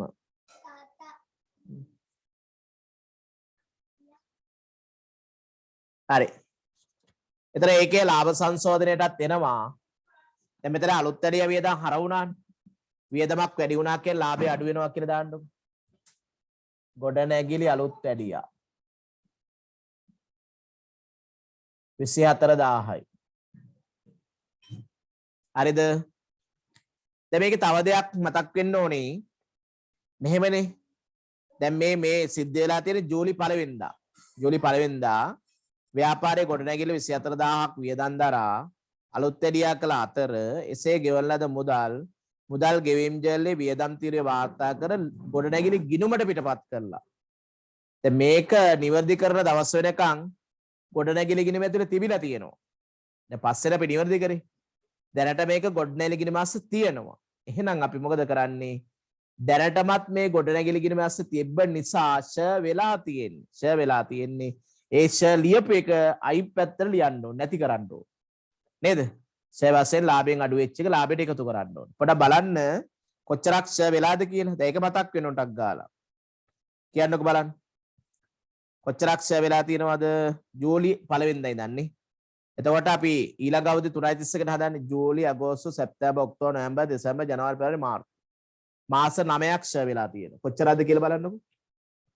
24000ට 10%ක් 12න් 9ක් ෂ වෙලා තියෙනවා දැනට. ගොඩනැගිලි වලටනේ. ඒ කියන්නේ අලුත් ඇරියා වියදම ගොඩනැගිලි ගිණුමට දාලා තියෙන්නේ. හරි වැරදියට මෙච්චරක් ෂ වෙලා තියෙනවා. 12ක් 2යි 200යි 18යි 1800. හරිද? මාස 9ක් සඳහා 1800ක් ෂ වෙලා තියෙනවා. මාස 9ක් සඳහා 1800ක් දැනට ෂ කළ වැරදියට. හරිද? ඒක අපි අයින් කරන්නේ මෙහෙමයි. මෙහෙම කරන්න. ගොඩනැගිලි ෂය වෙන් කිරීම හර ගොඩනැගිලි ෂය බැර 1800යි. තේරුණාද? ගොඩනැගිලි ෂ වෙන් කිරීම හර 1800යි. ගොඩනැගිලි ෂ බැර 1800යි. ගොඩනැගිලි ෂ වෙන් කිරීම හර 1800යි. ගොඩනැගිලි ෂ බැර 1800යි. ගොඩනැගිලි ෂ වෙන් කිරීම හර ගොඩනැගිලි ෂ වෙන් කිරීම හර ගොඩනැගිලි ෂය බැර ෂ බැර. ඒක අපි සල්ලක්ෂලියමු. වැරදියට වාර්තා කළ ෂ ඉවත් කිරීම. වැරදියට වාර්තා කළ ෂ ඉවත් කිරීම. වැරදියට වාර්තා කළ ෂ ඉවත් කිරීම.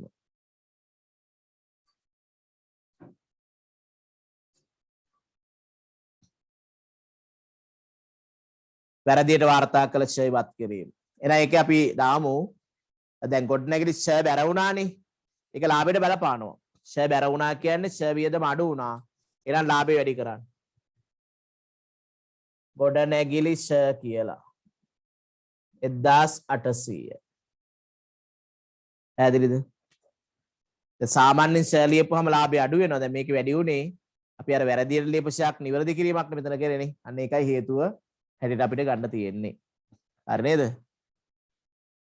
හරි. ඒක අපි නිශ්චිත යන්නේ නැහැ. ඊළඟ එක 4 බලන්න. 2021 මාර්තු 31 දිනට අදාළ ගැනුම් ජල් එකතුව 65000 පොදු ලෙජරයට පිටපත් කර ඇත්තේ 56000ක් ලෙසය. ඔව් ගැනුම් ජල් එකතුව ගැනුම් ගිණුමට බලපානවා කියලා අපි කතා කරන්නේ. මොකද පුද්ගලික ගිණුම් වලට අර එක එක්කනාගේ ගැනුම් ටිකට වෙන වෙනම දාන්නේ. පුද්ගලික ගිණුම් වල දෝෂ නැත් පුද්ගලික ගිණුම් වල එකතුව පාලන ගිණුමට යනවා. ඒ නිසා පාලන ගිණුම දෝෂයක් නැහැ කියන අපි උතනදී කතා කරේ නේද? තේරෙනවද මං කියන දේ? දැන් පාලන ණයහිමි පාලන ගිණුම තියෙනවානේ. ණයහිමි පාලන ගිණුමට ගැනුම් ජල් එකතුව යනවා. අර ගොඩක් කලාට එතන දාන්න දැන් පුද්ගලික එක එක්කනාට බැර කරන ටික තියෙනවානේ. එක එක්කනාට බැර කරන ටික එකතු කරලා මෙතන දාන්නේ.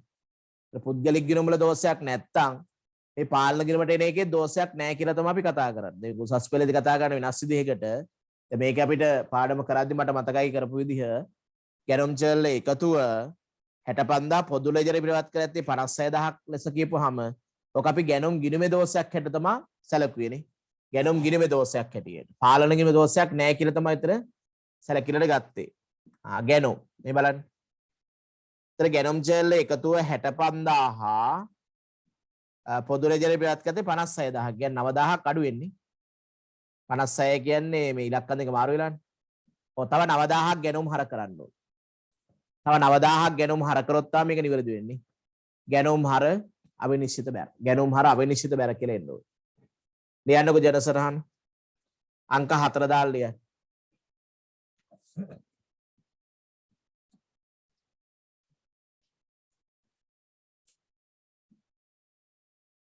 ගැනුම් හර 9000යි අවිනිශ්චිත බැර. ගැනුම් හර 9000යි අවිනිශ්චිත බැර 9000යි. එතකොට දැන් 65000ට 56000ක් ලියුවා කියන ගැනුම් ගිණුමේ තව 9000ක් ලියන්න ඕන අලුතෙන්නේ. තව 9000ක් අලුතෙන් ලියන්න ඕන. එතකොට ගැනුම් හර අවිනිශ්චිත බැර.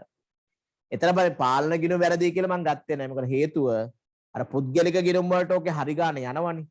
ඒ පුද්ගලික ගිණුම් වලට යන ගාන එකතු කරලා මෙතන පාලන ගිණුම දාන්නේ. අන්න ඒ රටාවට තමයි මේක අපි ATA වලදී ඉගෙන ගන්න. ඒ නිසා ගැනුම් හර අවිනිශ්චිත බැර කියලා තමයි ඔක දාන්නේ බොහෝ වෙලාවට නේ. හරි. ඒකේ සල්ලක්ෂ ලියන්න ගැනුම් ජර්නලේ අඩුවෙන් එකතු කළ වරද. ඔව් පාලන ගිණුමේ වැරදි මොකද්ද? ගැනුම් හර අවිනිශ්චිත බැර.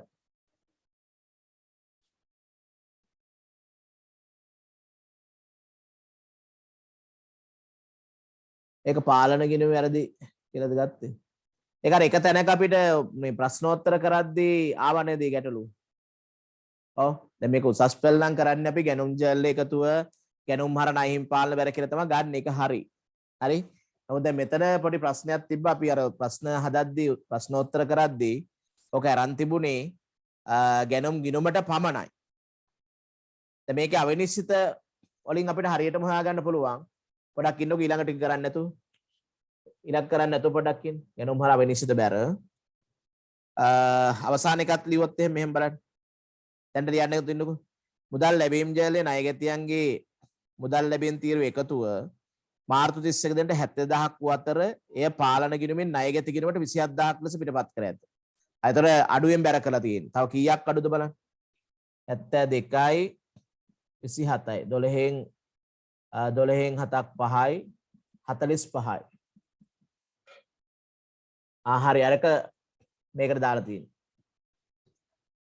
හරි එහෙම තමයි අරන් තියෙන්නේ. ඔව්. ඔව්. දැන් මේකේ 54 එනවා හරි. එහෙනම් මේක පාලන ගිණුමට දාලා ගන්න වෙන්නේ. හරි. එහෙම ගමු. බලන්නකො හතරවෙනි එක. 21 මාර්තු 31 දින ගැනුම් චල් එකතුව 65000 පොදු ලෙජරේ ප්‍රවත් කර ඇත්තේ 56000ක් ලෙස කියලා තියෙන්නේ. එහෙනම් මේක ගිණුම් දෙකම දෝෂ කියලා තමයි අපිට ගන්න වෙන්නේ. අවිනිශ්චිත දැම්මොත් මේක බැලන්ස් වෙන්නේ නැහැනේ. ඒ නිසා ගැනුම් හර ණය හිමි පාලන බැර කියලා ගන්න. ඔව් දැන් ගැනුම් ජල් එකතුව තැන් දෙකකට යනවා.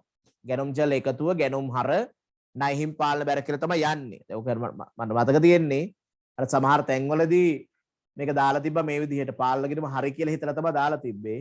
දැන් මේක එහෙම ගන්න බෑ. මේකේ මේ විදිහටම තමයි ගන්න තියෙන්නේ. ගැනුම් චල් එකතුව ගැනුම් හර ණය හිමි පාලන බැර දෙකේම ඔය දෝෂ තියෙනවා කියලා ගන්න. දෙකේම දෝෂ තියෙනවා කියලා ගන්න. ඒතර අඩු වෙලා තියෙන්නේ 9000ක් නේ. ගැනුම් හර 9000යි ණය හිමි පාලන බැර 9000. සලක්ෂල යන්නේ ගැනුම් චල්ය අඩුවෙන් එකතු කළ වරද නිවැරදි කිරීම. ගැනුම් ජර්නලය අඩුවෙන් එකතු කළ වරද නිවැරදි කිරීම. ගැනුම් හර ණය හිමි පාලන බැර. දැන් ගැනුම් හර කියන එක වියදමක් ලාභය අඩු කරන්න. ගැනුම් හර වුණා කියන්නේ වියදමක් වැඩි වුණා ලාභය අඩු වෙන්න ඕන. ලාභය අඩු වෙන්න ඕන. හරි පස්වෙනි එක අවසාන එක මුදල් ලැබීම් ජර්නලයේ ණයගැතියන්ගෙන් මුදල් ලැබීම් තීරුව එකතුව 21 මාර්තු 31 දිනට 72000ක් වන අතර එය මුදල් පාලන ගිණුමෙන් ණයගැති පාලන ගිණුමට 27000ක් ලෙස පිටපත් කර ඇත. එතන වැරද්ද තියෙන්නේ මෙතන.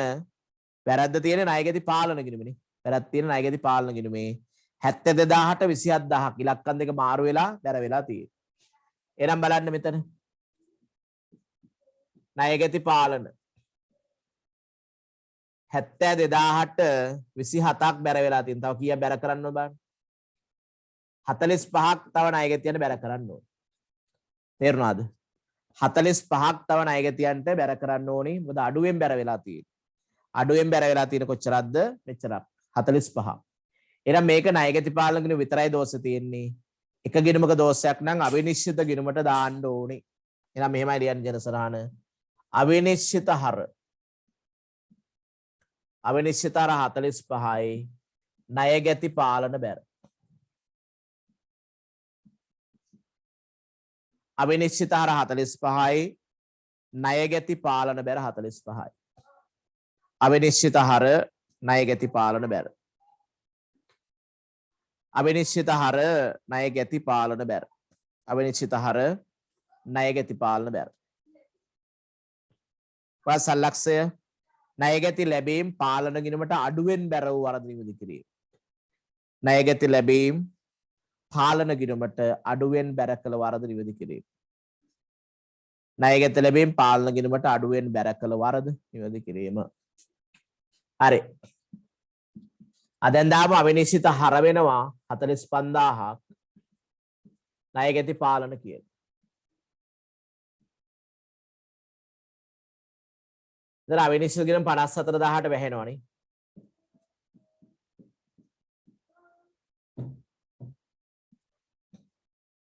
ඔව් දැන් අපි ලාභ සංශෝධනයත් අවසන් කරමු. 800යි 6යි 7යි 37යි 800ක් එකතු වෙනවා. 8යි 5යි 13යි 9යි 16යි 3යි 6යි 1යි. එතකොට 500යි. 9 10 14 3 34යි 500යි. 13න් 5ක් 8යි. 5න් 4ක් 1යි. 6න් 3ක් 3යි 1යි. නිවැරදි සුද්ධ ලාභය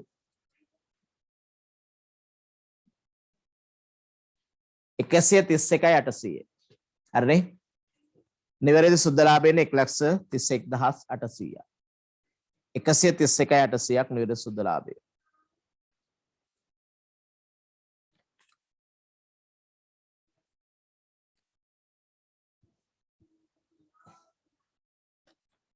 හරිනේ? හරිනේ අපි තුන්වෙනි ප්‍රශ්නයට යන්. ප්‍රශ්නාංක 3 දැන් මේ රටාවේ ප්‍රශ්නයක් හැමදාම එනවා. ශේෂ පරීක්ෂණ පිළිවෙල කිරීමේ අභ්‍යාසයක් ඔය ගිණුම් වල දාලා ලෙජර් ගිණුම් ටික තුරණය කරලා ශේෂ පරීක්ෂණ හදන ගණන් හැම පේපර් එකකම වගේ තිබුණා. නිසා පොඩ්ඩක් ඒ ගැන විශේෂ අවධානයක් යොමු කරන්න. හරි? ඒක අපේ ප්‍රශ්න රටාවක් වශයෙන් පාඩමක් වශයෙන් එකක් නෙවෙයි නැත්තටම. නේද? නමුත් අපි ශේෂ පරීක්ෂණ හදනවා ලෙජර් ගිණුම් තුරණය කරන ඕනතරම් කරලා තියෙනවා. තුන්වෙනි ප්‍රශ්නය. සුමති වෙළඳ ව්‍යාපාරයේ 2020 අප්‍රේල් 1 දිනට පහත ගිණුම් ශේෂ උපුටා ගත්තලු. හරි දහස් වලින්. දේපල විරුතුප ගන්න 1200 තොගේ 80යි. වෙළඳ ලැබියුද්දෑ 130යි බැංකු ණය 800යි. වෙළඳ ගෙවියුද්දෑ කියන්නේ ණය හිමියෝ 80යි.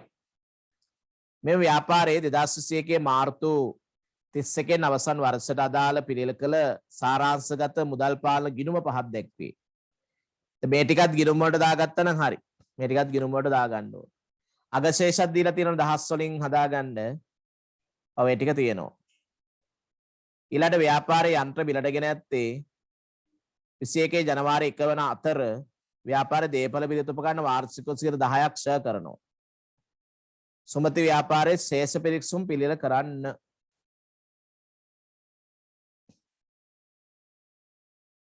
තර ශේෂ පරීක්ෂණ පිළියෙල කරන්න තියෙන්නේ ශේෂ පරීක්ෂණ.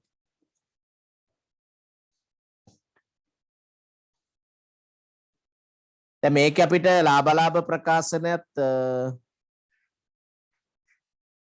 හදන්න නැතුව ගන්න පුළුවන්ද? ඔව්. හරි ඉස්සලාම මේකේ ප්‍රාග්ධන හොයන්නකො බලන්න. ආරම්භක ප්‍රාග්ධන මේක අනිවාර්යෙන් ගණනය කරගන්න ඕනි. ආරම්භක ප්‍රාග්ධන ඉස්සලාම හොයන්න.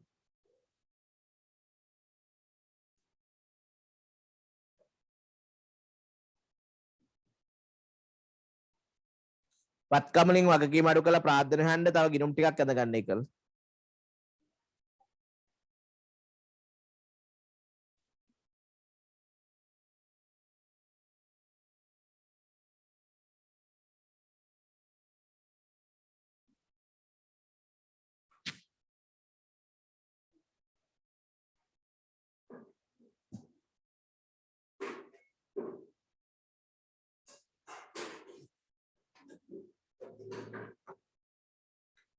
මේකේ අග ප්‍රාර්ථනය කියලා ගන්නත් පුළුවන් එතනින්නේ. අගතරතුරු සියල්ලම දීලා තියෙනවා. මුල ප්‍රාර්ථනයේට ලාභ එකතු කරලා අග ප්‍රාර්ථනය. කොහොමත් මේකේ ලාභය හොයන්න වෙනවා වගේ තියෙන ප්‍රශ්නයක් තියෙනවා. අග ප්‍රාර්ථනයේ මූල්‍ය තත්ත්ව ප්‍රකාශන කියන්නේ ශේෂ පරීක්ෂණයට ගණිතදී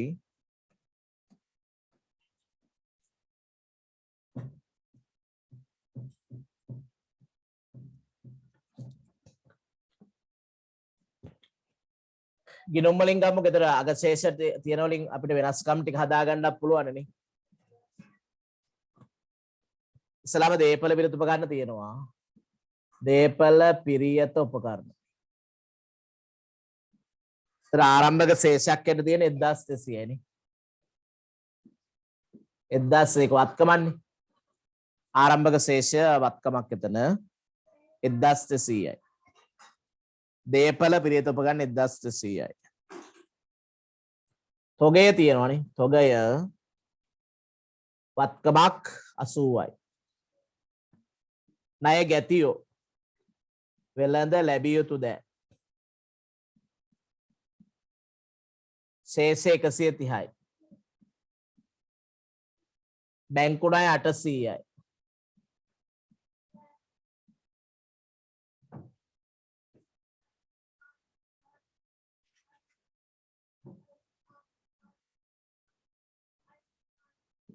වෙළඳ ගෙවිය යුතු දෑ බරශේෂ 80යි. හරි.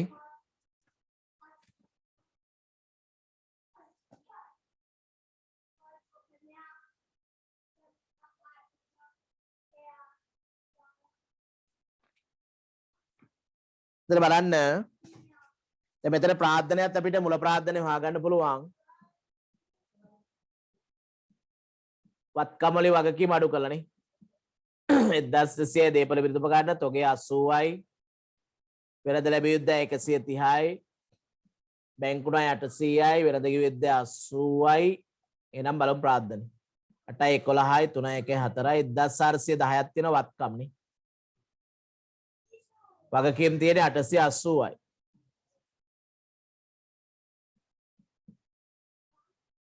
500 තියද බලන්න. 8යි 11යි 9යි 14යි 530යි. 530ක ප්‍රාග්ධනයක් තියෙනවා. 530ක ප්‍රාග්ධනයක් තියෙනවා. ඊළඟ අපිට දීලා තියෙන මෙම් මාසයේ මේ ව්‍යාපාරයේ 2021 මාර්තු 31 දිනෙන් අවසන් වර්ෂයට අදාළ පිළියෙල කළ සාරාංශගත මුදල් පාලන ගිණුම. මුදල් පාලන ගිණුම තව ආරම්භක ශේෂයක් තියෙන එක උඩ දීලා නැහැ නේ. ගොඩක් ඉන්න ප්‍රාග්ධනය තව වැඩි වෙනවා. ආය ආරම්භක ශේෂ නැහැ නේ මොනවා. 1200යි 80යි 130යි 880ක් මෙතන වගකීම් තියෙන්නේ. තව වත්කමක් වැඩි වෙනවා මුදල් වත්කමනේ. 270ක් විතරක් තියෙනවා. 7 10 18 3 4 6 800ක් දාගන්න හරියට. ඒකට මුදල් වත්කමත් එක්කම ගන්න එපානේ. මුදල් වත්කමත් එක්ක ගත්තාම මුළු වත්කම් තියෙන 1680යි වගකීම් තියෙන 880ක්. ප්‍රාර්ථනය හරියටම 800ක් තමයි 800ක් එන්නේ.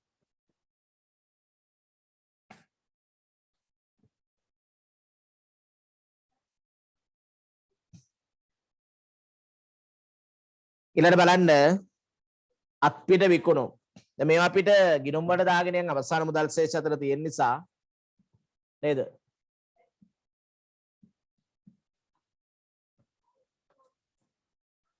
අත්පිට විකුණු මුදල් හර විකුණුම් බැර. මුදල් හර විකුණුම් බැර 680යි. මුදල් ගිණීම අවසාන ශේෂ තියෙන නිසා ඒක නැවත හදන්න අවශ්‍ය නැහැ. මුදල් හර විකුණුම් බැර. දැන් ගනුදෙනු කරුවන්ගේ ලැබීම් කියන්නේ ණය ගැති ලැබීම් මේකට දාන්න මුදල් පාලන ගිණුම. මුදල් පාලන ගිණුමෙන් 365යි. 365යි වෙළඳ ලැබිය යුතු දෑ ණය ගැතියෝ. ණය ගැතියන්ගේ ලැබිලා තියෙනවා 365. මෙහෙයොම් ආදායම්. ඔය වෙනම ගිණුමක් දාගන්නකො දැනට.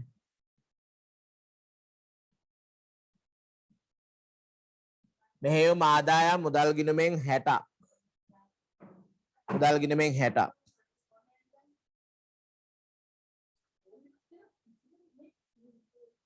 ඊළඟ අත්පිට ගැනුම් වෙනම ගිණුමක් දාන්න.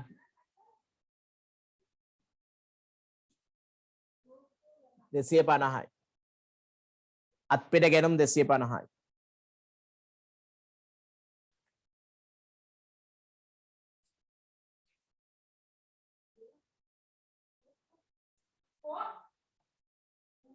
අත්පිට ගැනුම් 250යි. ඊළඟට සැපේම් කරවන්න ගේම් කියන්නේ ණය හිමි ගේම් නේ අපි ගාව ගිණුම තියෙනවා ණය හිමිය. ඒකට දාලා බලන්නකො මුදල් පාලන ගිණුමේ 130යි.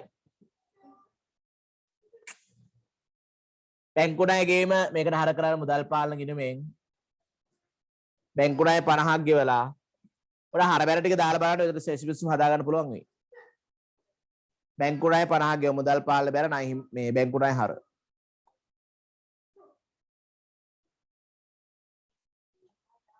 මෙහෙව වියදම් ගේමට වෙනම ගිණුමක් හැදුවත් කමන්නේ නේද? මේක ආදායම් ගිණුමනේ. මෙහෙව වියදම් කියලා ගිණුමක් හදමුකෝ. අර එහා පැත්තේ තිබුණේ ගෙවිය යුතු මෙහෙම වියදම්නේ. ඔය කමන්නේ මෙහෙව වියදම් ගිණුමක් හදමු. මෙහෙ වියදම් ගෙවලා තියෙනවා මුදලින් 120ක්. මෙහෙ වියදම් 120ක් මුදලින් ගෙවලා මුදල් බැර මෙහෙ වියදම් ගිණුම හර. කැනෙලි ගිණුමක් හැදුවත් 30යි. හිමිකම් අඩුවීමක්. මුදල් පාලන ගිණුමෙන් 30යි. යන්ත්‍ර ගැනුම් යන්ත්‍ර ගිණුමක් ආදේපර පිළිත් තියෙනවනේ මේකට දාන්න. මුදල් පාලන ගිණුමෙන් එනවා 150. 150. right මුදල් අවසාන ශේෂය අපිට ශේෂ විස්තර කෙලින්ම ගන්න පුළුවන්. ශේෂ විස්තර කෙලින්ම ගන්න පුළුවන් අයිතමය.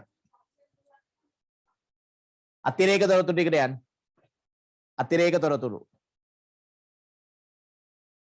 2021 මාර්තු 31 දිනට පහත ගිණුම් ශේෂ දී ඇත. තොගය 95යි. මේකේ අවසාන තොගය 95ක් එන්නේ නේද? කොහොම දාගන්නකො පොඩ්ඩක්. අවසාන තොගය 95යි. අවසාන තොගය 95යි. ඊළාට වෙනද ලැබිය යුත්තේ අවසාන ශේෂ ණයගැතියන්ගේ. මේක ශේෂයක්කට පිටව ගන්න 120. 120 අවසාන හරශේෂ වත්තමන්. ණයගැතියන්ගේ අවසාන හරශේෂ 120යි. ඊළාට වෙනද ගෙවිය යුත්තේ අවසාන ශේෂය කියන්නේ මේකේ ණය හිමියන්ගේ අවසාන බැර ශේෂනේ. පාගේ ශේෂ 45යි.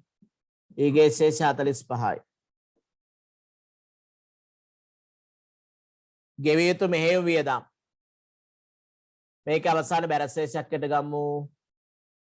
පාගේ ශේෂ 15යි. ඊගේ ශේෂ 15යි.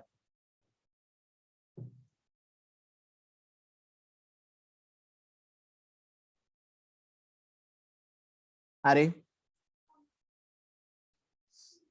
අවසාන එක ව්‍යාපාරයේ යන්ත්‍ර බිලට ගෙන ඇත්තේ 21 ජනවාරි මාසයේ. ව්‍යාපාරයේ දේපල බිලට උපකරණ වාර්ෂිකව 10ක් ක්ෂය කරනවා. දැන් යන්ත්‍ර ගත්තේ වෙනම ජනවාරි මාසයේ කියනවා අනිත්වා කලින් ඉඳන් තිබ්බනේ නේද? ඔව් මුලින් ඉඳන්ම තිබ්බා මේ ටික. මුලින් ඉඳන්ම මේ ටික තිබ්බා. එහෙනම් ඒ ටිකට වෙනම ක්ෂය බලන්නකෝ. 1910යි 120යි. අලුතෙන් ගත්ත උපකරණ ටික වෙනම යන්න ඕනේ. අලුතෙන් ගත්ත උපකරණ වෙනම මාස ගානට ෂෙයා බලන්න. එක්කාද ගත්තේ 21 ජනවාරිකනේ. ඒතර ජනවාරි පෙරහැරි මාස 3කට විතරයි ඒක ෂෙයා බලන්න. මාස 3කට. 100ට 10යි 12න් 3ක් නේ. මේක වෙනම හදලා ගන්න. ඒතර 3 වරක් 4යි එකත් කැපෙන්න 15 බෙදීම 4ෙන්. 3යි 12යි 30ට 7යි 3.75යි 123.75ක් ගන්න ෂෙයා සම්පූර්ණයි. තේරුණාද ඒක? අර කලින් තිබ්බ 1900 අවුරුද්දට ෂෙයා බලන්න පුළුවන් 10ක් 120යි. පස්සේ ගත්ත යන්ත්‍ර ගත්තේ මාස ගොඩක් ගිහිල්ලානේ. ඒ කියන්නේ ජනවාරි එකේ නරන් තියෙන්නේ. එතනින් එහාට තියෙන ජනවාරි පෙරවන්නේ මාස 3යි. 12න් 3 ගත්තේ ඒකයි.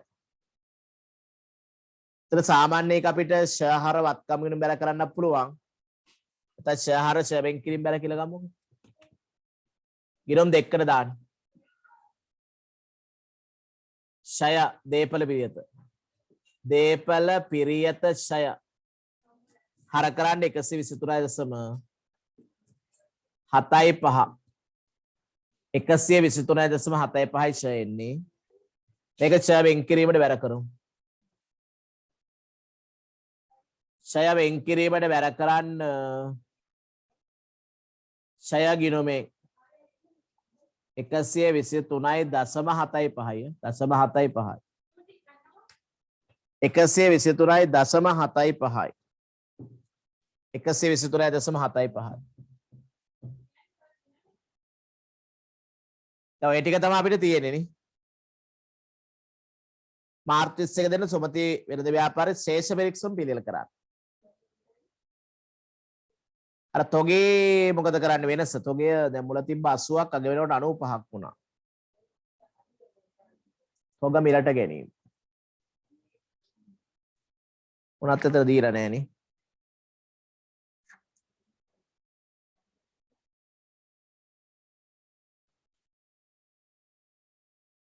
හරි දැන් මේ තියෙන ටික අපි දාලා බලමු මොකද එන්නේ කියලා. මේ තියෙන ගිණුම් ටික තුලණය කරලා ශේෂ විසුර දාන්න. ඉස්ලාම දේපල විරුද්ධ උපකරණ 1350යි මම මෙතන පටන් ගන්නවා. ශේෂ විසුර වදින්නකෝ බලන්න. ශේෂ පිරික්සුම හර බැර දේපල පිරියත උපකරණ පිටාව 1350නේ ශේෂ පිරික්සුම තොරතුරු දාඩ යන්නකෝ බලන්න දේපල පිරියත උපකරණ 1350නේ 1350යි දේපල පිරියත උපකරණ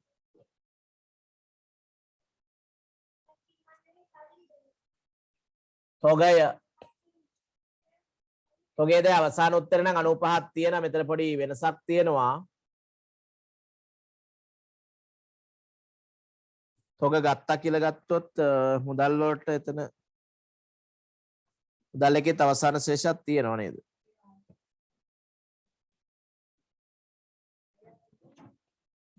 හරි ඔය කොහොම තියාගමුකෝ වෙනද ලැබෙද්ද ලියන්නකො අනිත්වත් වෙනද ලැබෙද්ද මෙතන විකුණුම් හොයාගන්න වෙයිනේ මේක වහලා විකුණුම් ටික හොයාගන්නකො 5යි 8යි 485යි විකුණුම් බැර ණයගැති පාලන හර ඒ වගේ වෙනස්කම් හොයාගන්න වෙනවා 5යි 3යි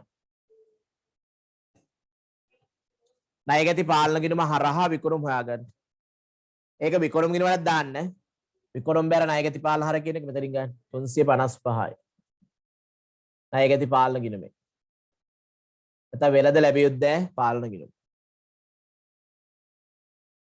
ඒ කොහොමත් අපි ගන්න අවසාන ශේෂයෙන් ශේෂ පිරික්සුමට මෙතන ණයගැති 120 ගන්නවා නමුත් මේ විකුණුම් ආදායම වෙනම හදාගන්න ඉපේ ඒකට ණයට විකුණුම් ටික ඇතුළත් කරන්න ණයට විකුණුම් ටික ඇතුළත් කරගන්න 85යි 485යි හරි 355ක් මෙතන ගන්න පුළුවන් විකුණුම් ගිණුම බැංකු ණය නම් බැලන්ස් වෙලා එනවනේ බැංකු ණය 750ක් වෙලා තියෙන දැන් නේ බැංකු ණය 750ක් වෙලා තියෙනවා තොගේ පොඩ්ඩක් මම මෙතන ගන්නම් කොහොම වෙනම තොගය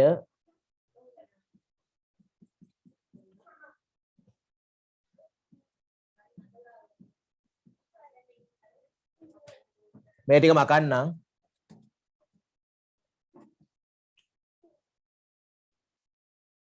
ඊළඟ වෙළඳ ගෙවිද්‍යාවලින් ගැනුම් හොයාගන්න ඒක ගැනුම් ගිණුමට ඇතුළත් කරන්න වෙනවා 5යි 7යි 1යි 175යි 5යි 9යි නේ ගැනුම් 95යි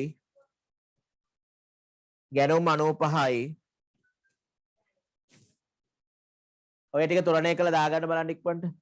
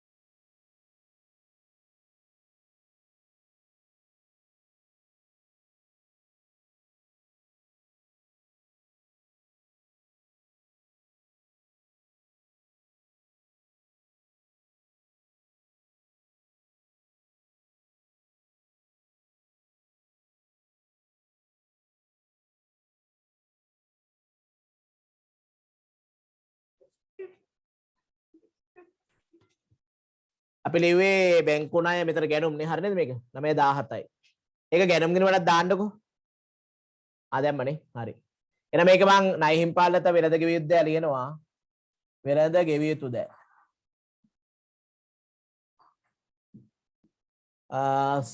45 අග ප්‍රාර්ථනේ වෙනම තිබුණ නෑනේ මේකේ නේද අග ශේෂ ටික නම් දැම්මා අතන ප්‍රාර්ථනයක් හොයන්න ඕනද දන්නේ අග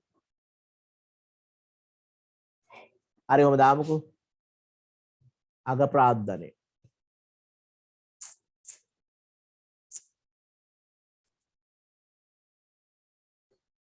එක්ක අග ප්‍රාර්ථනේ දන්නව නැත්නම් ලාභය ගන්න මෙතන අග ප්‍රාර්ථනේ බඩ පත් කරගන්න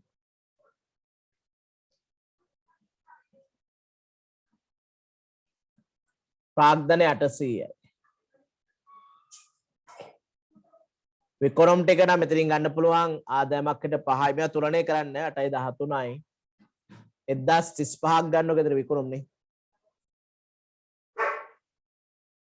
මෙහෙයුම් ආදායම්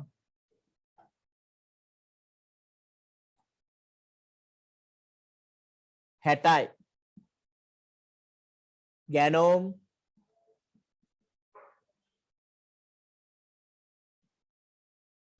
තුන්සිය 45ක් වෙලා තියෙනවා.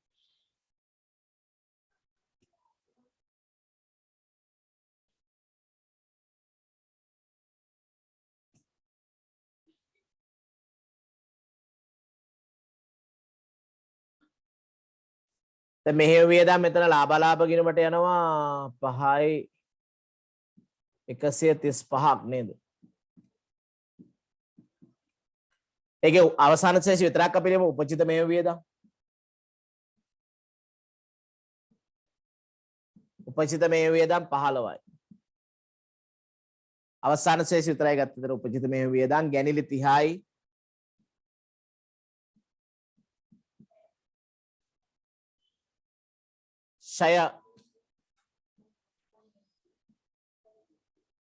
ෂාවේ මෙවිලා 123.75යි. ෂාවෙන් කිලෝ දැනට දාන්න 123.75.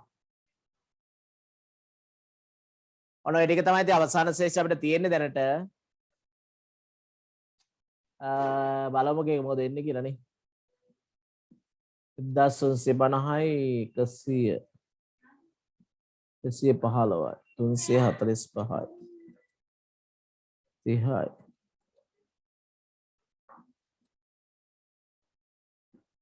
5 10 13යි 6යි 7යි 11යි 14යි 16යි 6යි 9යි 10යි 2යි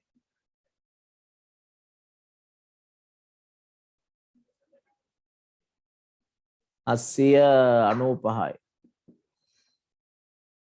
5යි 7 95යි 1835යි ඔක වෙනසක් වෙනව නේද? 75යි 123යි 0.75යි 5 10 15 18 10 13 20 22 10 17 18 2 1828.75යි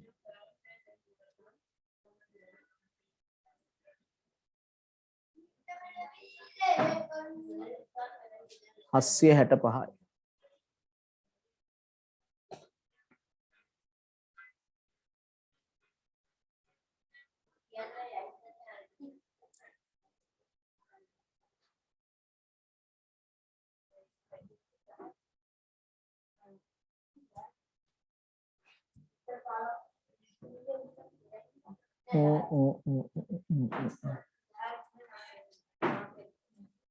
දැන් කෙලින්ම ශේෂ පිරික්සු විතරයි අහලා තියෙන්නේ. ප්‍රශ්නේ තියෙන එක ශේෂ පිරික්සු විතරයි අහලා තියෙන්නේ. මේකේ ලාභ ප්‍රකාශ හදනවාද එහෙම මොනවත් තොරතුරු දීලා නැහැ. අවසාන මුදල් ශේෂ දෙන්නේ නේ අපිනේ. හරි. මුදල් ශේෂ 600කුත් 645කුත් වෙනවන්නේ. 765යි 645යි 120ක වෙනසක් ඔය තමයි එන්නේ නා. මේක අවසාන මුදල් ශේෂෙත් දාන්න 645ක් මේක දීලා තියෙන එක අපි දැම්මේ නෑ 120ක් ගත්ත 120 කියන්නේ මෙතන 35ක් තියෙනවා ලාභ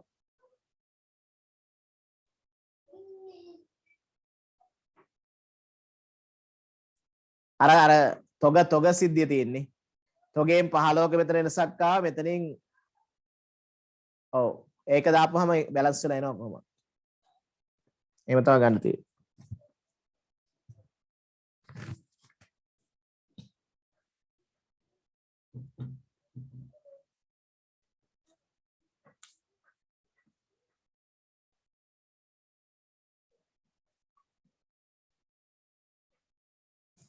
එතන තොගේ කිය අපි තොග මිලට ගැනීමක් වගේ ගමු නේද? දැන් 80 95 වෙලා තියෙන අග වෙනකොට තොගේ වැඩි වෙලා තියෙනවනේ. තොග මිලට ගැනීමක් ගත්තාම අපි අවසාන තෝගේ 95ක් කියලා අරන් තියෙනවා. මුදල් වලට ඒක බලපානව නේද? මුදල් 645ක් තිබුණා. අවසාන ශේෂය තව 15ක් අඩු කළ දැම්මොත් එහෙම එතනින් 630ක් ගන්න පුළුවන්. 630. මේක තොග මිලට ගැනීමක් වශයෙන් ගන්නකො. 80 95 වෙලා තියෙන 15ක් මිලට ගත්තා. ඒක මුදල් වල වාර්තා වෙලා නැති නිසා 645න් ඒ 15ත් අඩු කරලා මම ගත්තා 630ක් කියලා මුදල් ශේෂය. මෙතන 630ක් කියලා ගන්න. මුදල් ශේෂය 630යි. ඊළඟට අපිට අර මෙතන ප්‍රශ්නයක් ආවා තවනේ. මෙහෙම විය දන්නේද?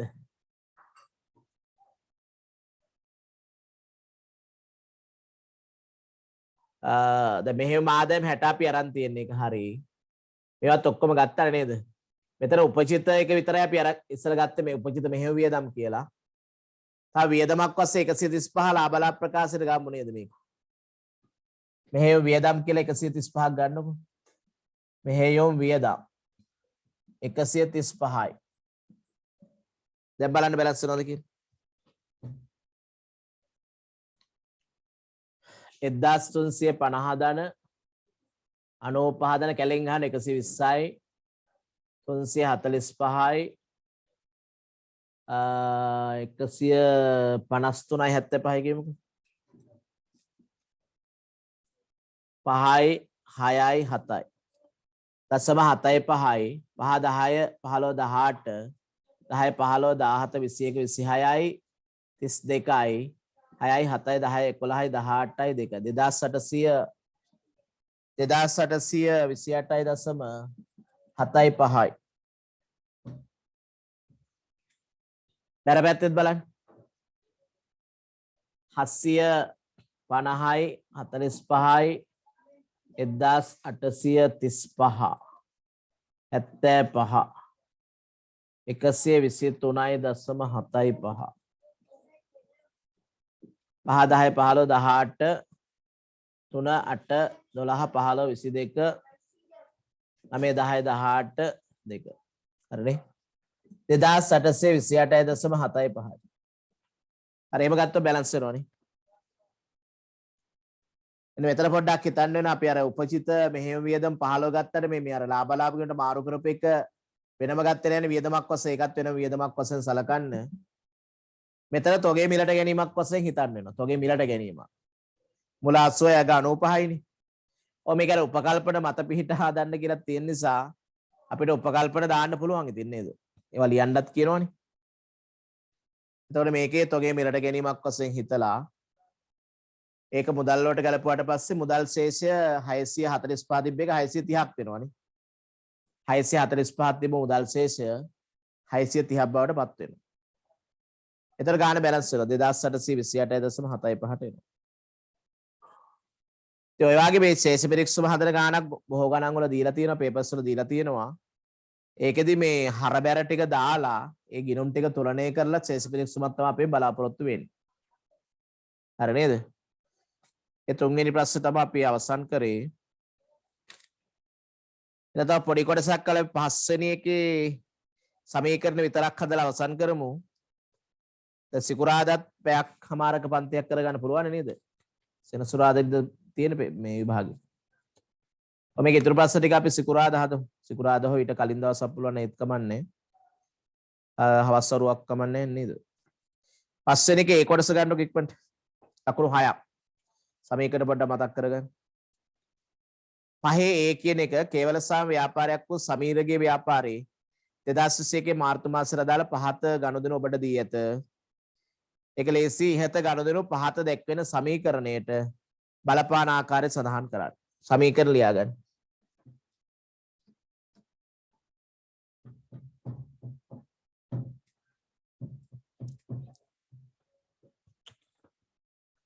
දේපල පිරිත උපකරණ දේපල පිරියත උපකරණ ධන තොගය. එතන දේපල පිරිත උපකරණ කියන ස්ථාවර ස්වරූපේ වත්කම් ටිකනේ. වෙනද ලැබියොත්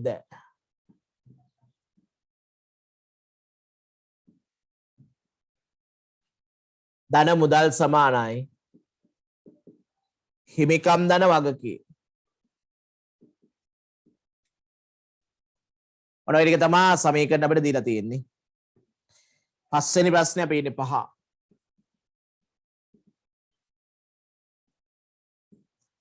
පහේ A කොටස. හරි. ඒතර අපි ලකුණු 40 ටික සම්පූර්ණයෙන් අවසන් කරා. දෙවෙනි ප්‍රශ්නේ අපි නිශ්චිත අපිට බැලන්ස් වෙලා ආවනේ. ඒකත් හරි ලකුණු 10යි. තුන්වෙනි ප්‍රශ්නෙත් අපි බැලන්ස් වෙන්නම හැදුවා. හතරවෙනි එක අපි හැදුවේ නෑ. පහේ A කොටස හදන්නේ. හරි. ඒතර පොඩි කොටස් ටිකක් ඉතුරු වෙන අපි තව දවසක් දාලා පැයකමාරක් විතර කරමු. දැන් කොහොම කරන්නත් අමාරු වෙන්නේ නේද? හරි. මේක කරලා අපි අදට අවසන් කරමු එහෙමනම්. දහස් වලින් දැම්මත් කමන්නේ මේව. දහස් කියලා දාලා මෙහෙම හදන්න. ඔව්. සමීකරණ දාන්න විතරයි තියෙන්නේ. 4යි 1 කියන දවස අයිතිකරු මුදලින් 250ක් 300ක උපකරණ යොදා ව්‍යාපාරයක් ආරම්භ කළා.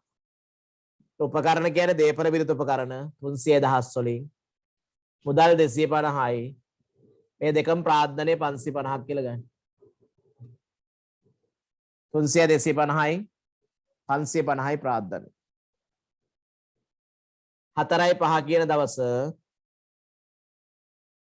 වෙළඳ භාණ්ඩ අත්පිට ගැනුම් ලකුණු කළ මිල 150යි වෙළඳ වට්ටම 10යි. එහෙනම් 135ට අරන් තියෙන්නේ. තෝගේ 135යි මුදල් 135යි. තේරුණාද? 150ට 10ක් අඩු කරන්න එපේ. 150ට 10 කියන්නේ 15යි. 135යි. දැන් අපි කිව්වේ වෙළඳ වට්ටම් ගිණුම්ගත කරන්නේ නැහැ කියන්නේ. වෙළඳ වට්ටම් ගිණුම්ගත කරන්නේ නැහැ. හරබර ලියන්නේ නැහැ වෙළඳ වට්ට. ඒක අඩු කරාට පස්සේ ගන්න තමයි තෝගේ ගත්තා කියලා අපි ලියන්න ඕනේ. 4යි 10. 4යි 10 කියන දවස ලකුණු කළ මිල 60ක් වූ තොගයක් 10ක වට්ටමක් අඩු කර ණයට විකිණීම. මෙම තොගේ පිරිවැය 30යි. 30ක තොග විකුණනවා. එතකොට කීයද? 10ක් වෙළඳ වට්ටම අඩු කරා කියන්නේ 54ක්. 54ට. 30ක භාණ්ඩ 54ට විකුණලා තියෙන්නේ. තේරුණාද? 60කට නෙවෙයි. ලකුණු කළ මිලනේ 60ක්. ඒකෙන් 10ක් අඩු වෙච්චාම 6ක් නේ අඩු වෙන්නේ. 60ට 10 කියන්නේ 6යි. 54ට විකුණලා තියෙන්නේ. එහෙනම් මෙහෙම ලියන්න. 30ක තොග ණයට විකුණලා තියෙන්නේ 54ට. වෙළඳ ලැබියොත් 54යි. ඒතර ලාභේ 24යි නේ. ලාභේ 24ක් ගන්න. හිමිකම 24ක් වැඩි කරන්න ලාභේ නිසා. ලාභේ නිසා හිමික වැඩි කරන්න. 4යි 15 මෙහෙම වියදම් මුදලින් ගෙවල 25ක්. මෙහෙම වියදම් 25ක් මුදලින් ගෙවුවා. ඒතර මුදල් වත්කම අඩු කරන්න 25ක්. වියදම් නිසා ලාභය අඩු කරන්න. වියදම් නිසා ලාභය අඩු කරන්න. මෙහෙම වියදම් නිසා ලාභය අඩු වුණා 25කින්. 4යි 20 ව්‍යාපාරේ ණයගැතියන්ගෙන් මුදල් ලද අතර එහිදී අඩු කළ වට්ටම 10යි. ඔය දැන් ණයගැතියන් මුදල් ලැබුණා කියපුවාම මෙතනනේ 54ක් නේ ණයගැතියු ඉන්නේ. ණයගැතියන් මුදල් ලද අතර එහිදී අඩු කළ වට්ටම 10යි. මේ දහස් වලින් හදද්දී දෙන්න එතන පොඩි ප්‍රශ්නයක් කරනවා 54ට 10ක් අඩු කරනවා. 5.4ක් නේ. දහස් වලින් නම් 5.4ක්. එහෙනම් 54න් 5.4ක් අඩු කරන්නකෝ. 48.6ක් ගෙන්නේ නේ. හරිද? 6 10 9 14 5. හරි. ඒක ලියමුත් මේ විදිහට මුදල් අපිට ලැබෙන්නේ මේ ගාන. වට්ටම අඩු කළ පසු වගේ 48.6යි. හැබැයි ණයගැතිය 54ක් අඩු වෙනවා. දුන්නට්ටම වියදමක් 5.4. ලාභය අඩු වෙනවා. හරිද බලන්න. දැන් 54ක් නේ ණයගැතිය මෙතන එන්න තියෙන්නේ නේද? ඒ 54න් 10ක් වට්ටම අඩු කළානේ අපිට සල්ලි හම්බෙන්නේ. 48.6ක් මුදල් වැඩි වෙනවා. ණයගැතිය 54කින් අඩු වෙනවා. දුන්නට්ට වියදම නිසා ලාභය 5.4ක් අඩු වෙනවා. හරිද? 4යි 25. 4යි 25 ව්‍යාපාරික රුපියල් 500ක මෝටර රථයක් බැංකු ණයක් මගින් ලබා ගැනීම. එතකොට මෙහෙම ගන්න. බැංකු ණය වගකීම 500ක් වැඩි වෙනවා. දේපල පිරියත උපකරණ 500ක් වැඩි වෙනවා. ඔච්චරයි. බැංකු ණය වගකීම වැඩි වුණා. දේපල පිරියත උපකරණ වැඩි වුණා. දැන් මෙහෙමනේ දැන් බැංකු ණයක් ගත්තාම මුදල් වැඩි වෙනවා. ඒ මුදල් ටික දාලා තමයි මේ දේපල පිරියත ගන්නෙ නේ. ඒතර මුදල් බලපෑමක් මෙතන පෙන්වන්න අවශ්‍ය නැහැ. මොකද බැංකු ණය ගන්නකොට අපිට සල්ලි 500ක් එනවනේ. ඒ 500 දාලා තමයි මේ 500 ගන්නෙනේ. මේ විදිහට මුදල් බිඳුවක් වෙනවා. එහෙනම් මුදල් බලපෑමක් නැහැ. බැංකු ණය කියන වගකීම වැඩි වෙලා දේපල පිරියත උපකරණ වැඩිවීමක් තමයි එතන අවසන් වශයෙන් වෙලා තියෙන්නේ. හරි නේද? 4.30 4.30 අයිතිකරුගේ මුදල් ගෙල් ඒක ලේසිනේ මුදල් අඩු වෙනවා 10ක් හිමිකම 10ක් අඩු වෙනවා. මේ එකතු කරන්න යන්න එපා ඉල්ලලා නැහැ නේ එහෙම. නේද? මුදල් වත්කම 10ක් අඩුවේ හිමිකම 10ක් අඩුවේ. හරි. ඔන්න ඔය කැලේට ලකුණු වෙනම 6ක් දීලා තියෙනවානේ. 10න් 6ක කොටසක් සඳහා සමීකරණ ආශ්‍රිත ගැටලුවක් දීලා තියෙනවා. එහෙනම් අපිට තව තියෙනවා මේ අපි මේ පාඩම නම් කරා නිෂ්පාදන කිරීම පාඩම මේකේ ගාන අපි හදමු 4 වෙනි ගාන. ඊළඟ බැංකු සද්දුම් එකත් මම පොඩ්ඩක් කියලා දෙන්නම් ආවොත් බැරි වෙලාවත්. ඒකයි අර ලොකු ගාන තියෙනවා මේ ලාභ අලාභ ප්‍රකාශ ගානනේ. අපිට පැයක් කමාරක් තිබ්බනම් මේක සම්පූර්ණයෙන්ම ඉවර කරන්න පුළුවන්. එහෙනම් අපි සිකුරාදා දැන් විභාගේ තියෙන සෙනසුරාදා දිරිදද කවත් තියෙන සෙනසුරාදා දිරිදා දෙකේමද?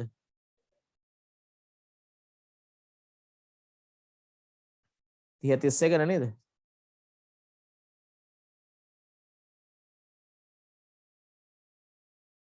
ඔව්. සිකුරාදා දාන්න පුළුවන්ද කියන්නකො හවස පන්තියක් 5න් පස්සේ 6-8 වගේ.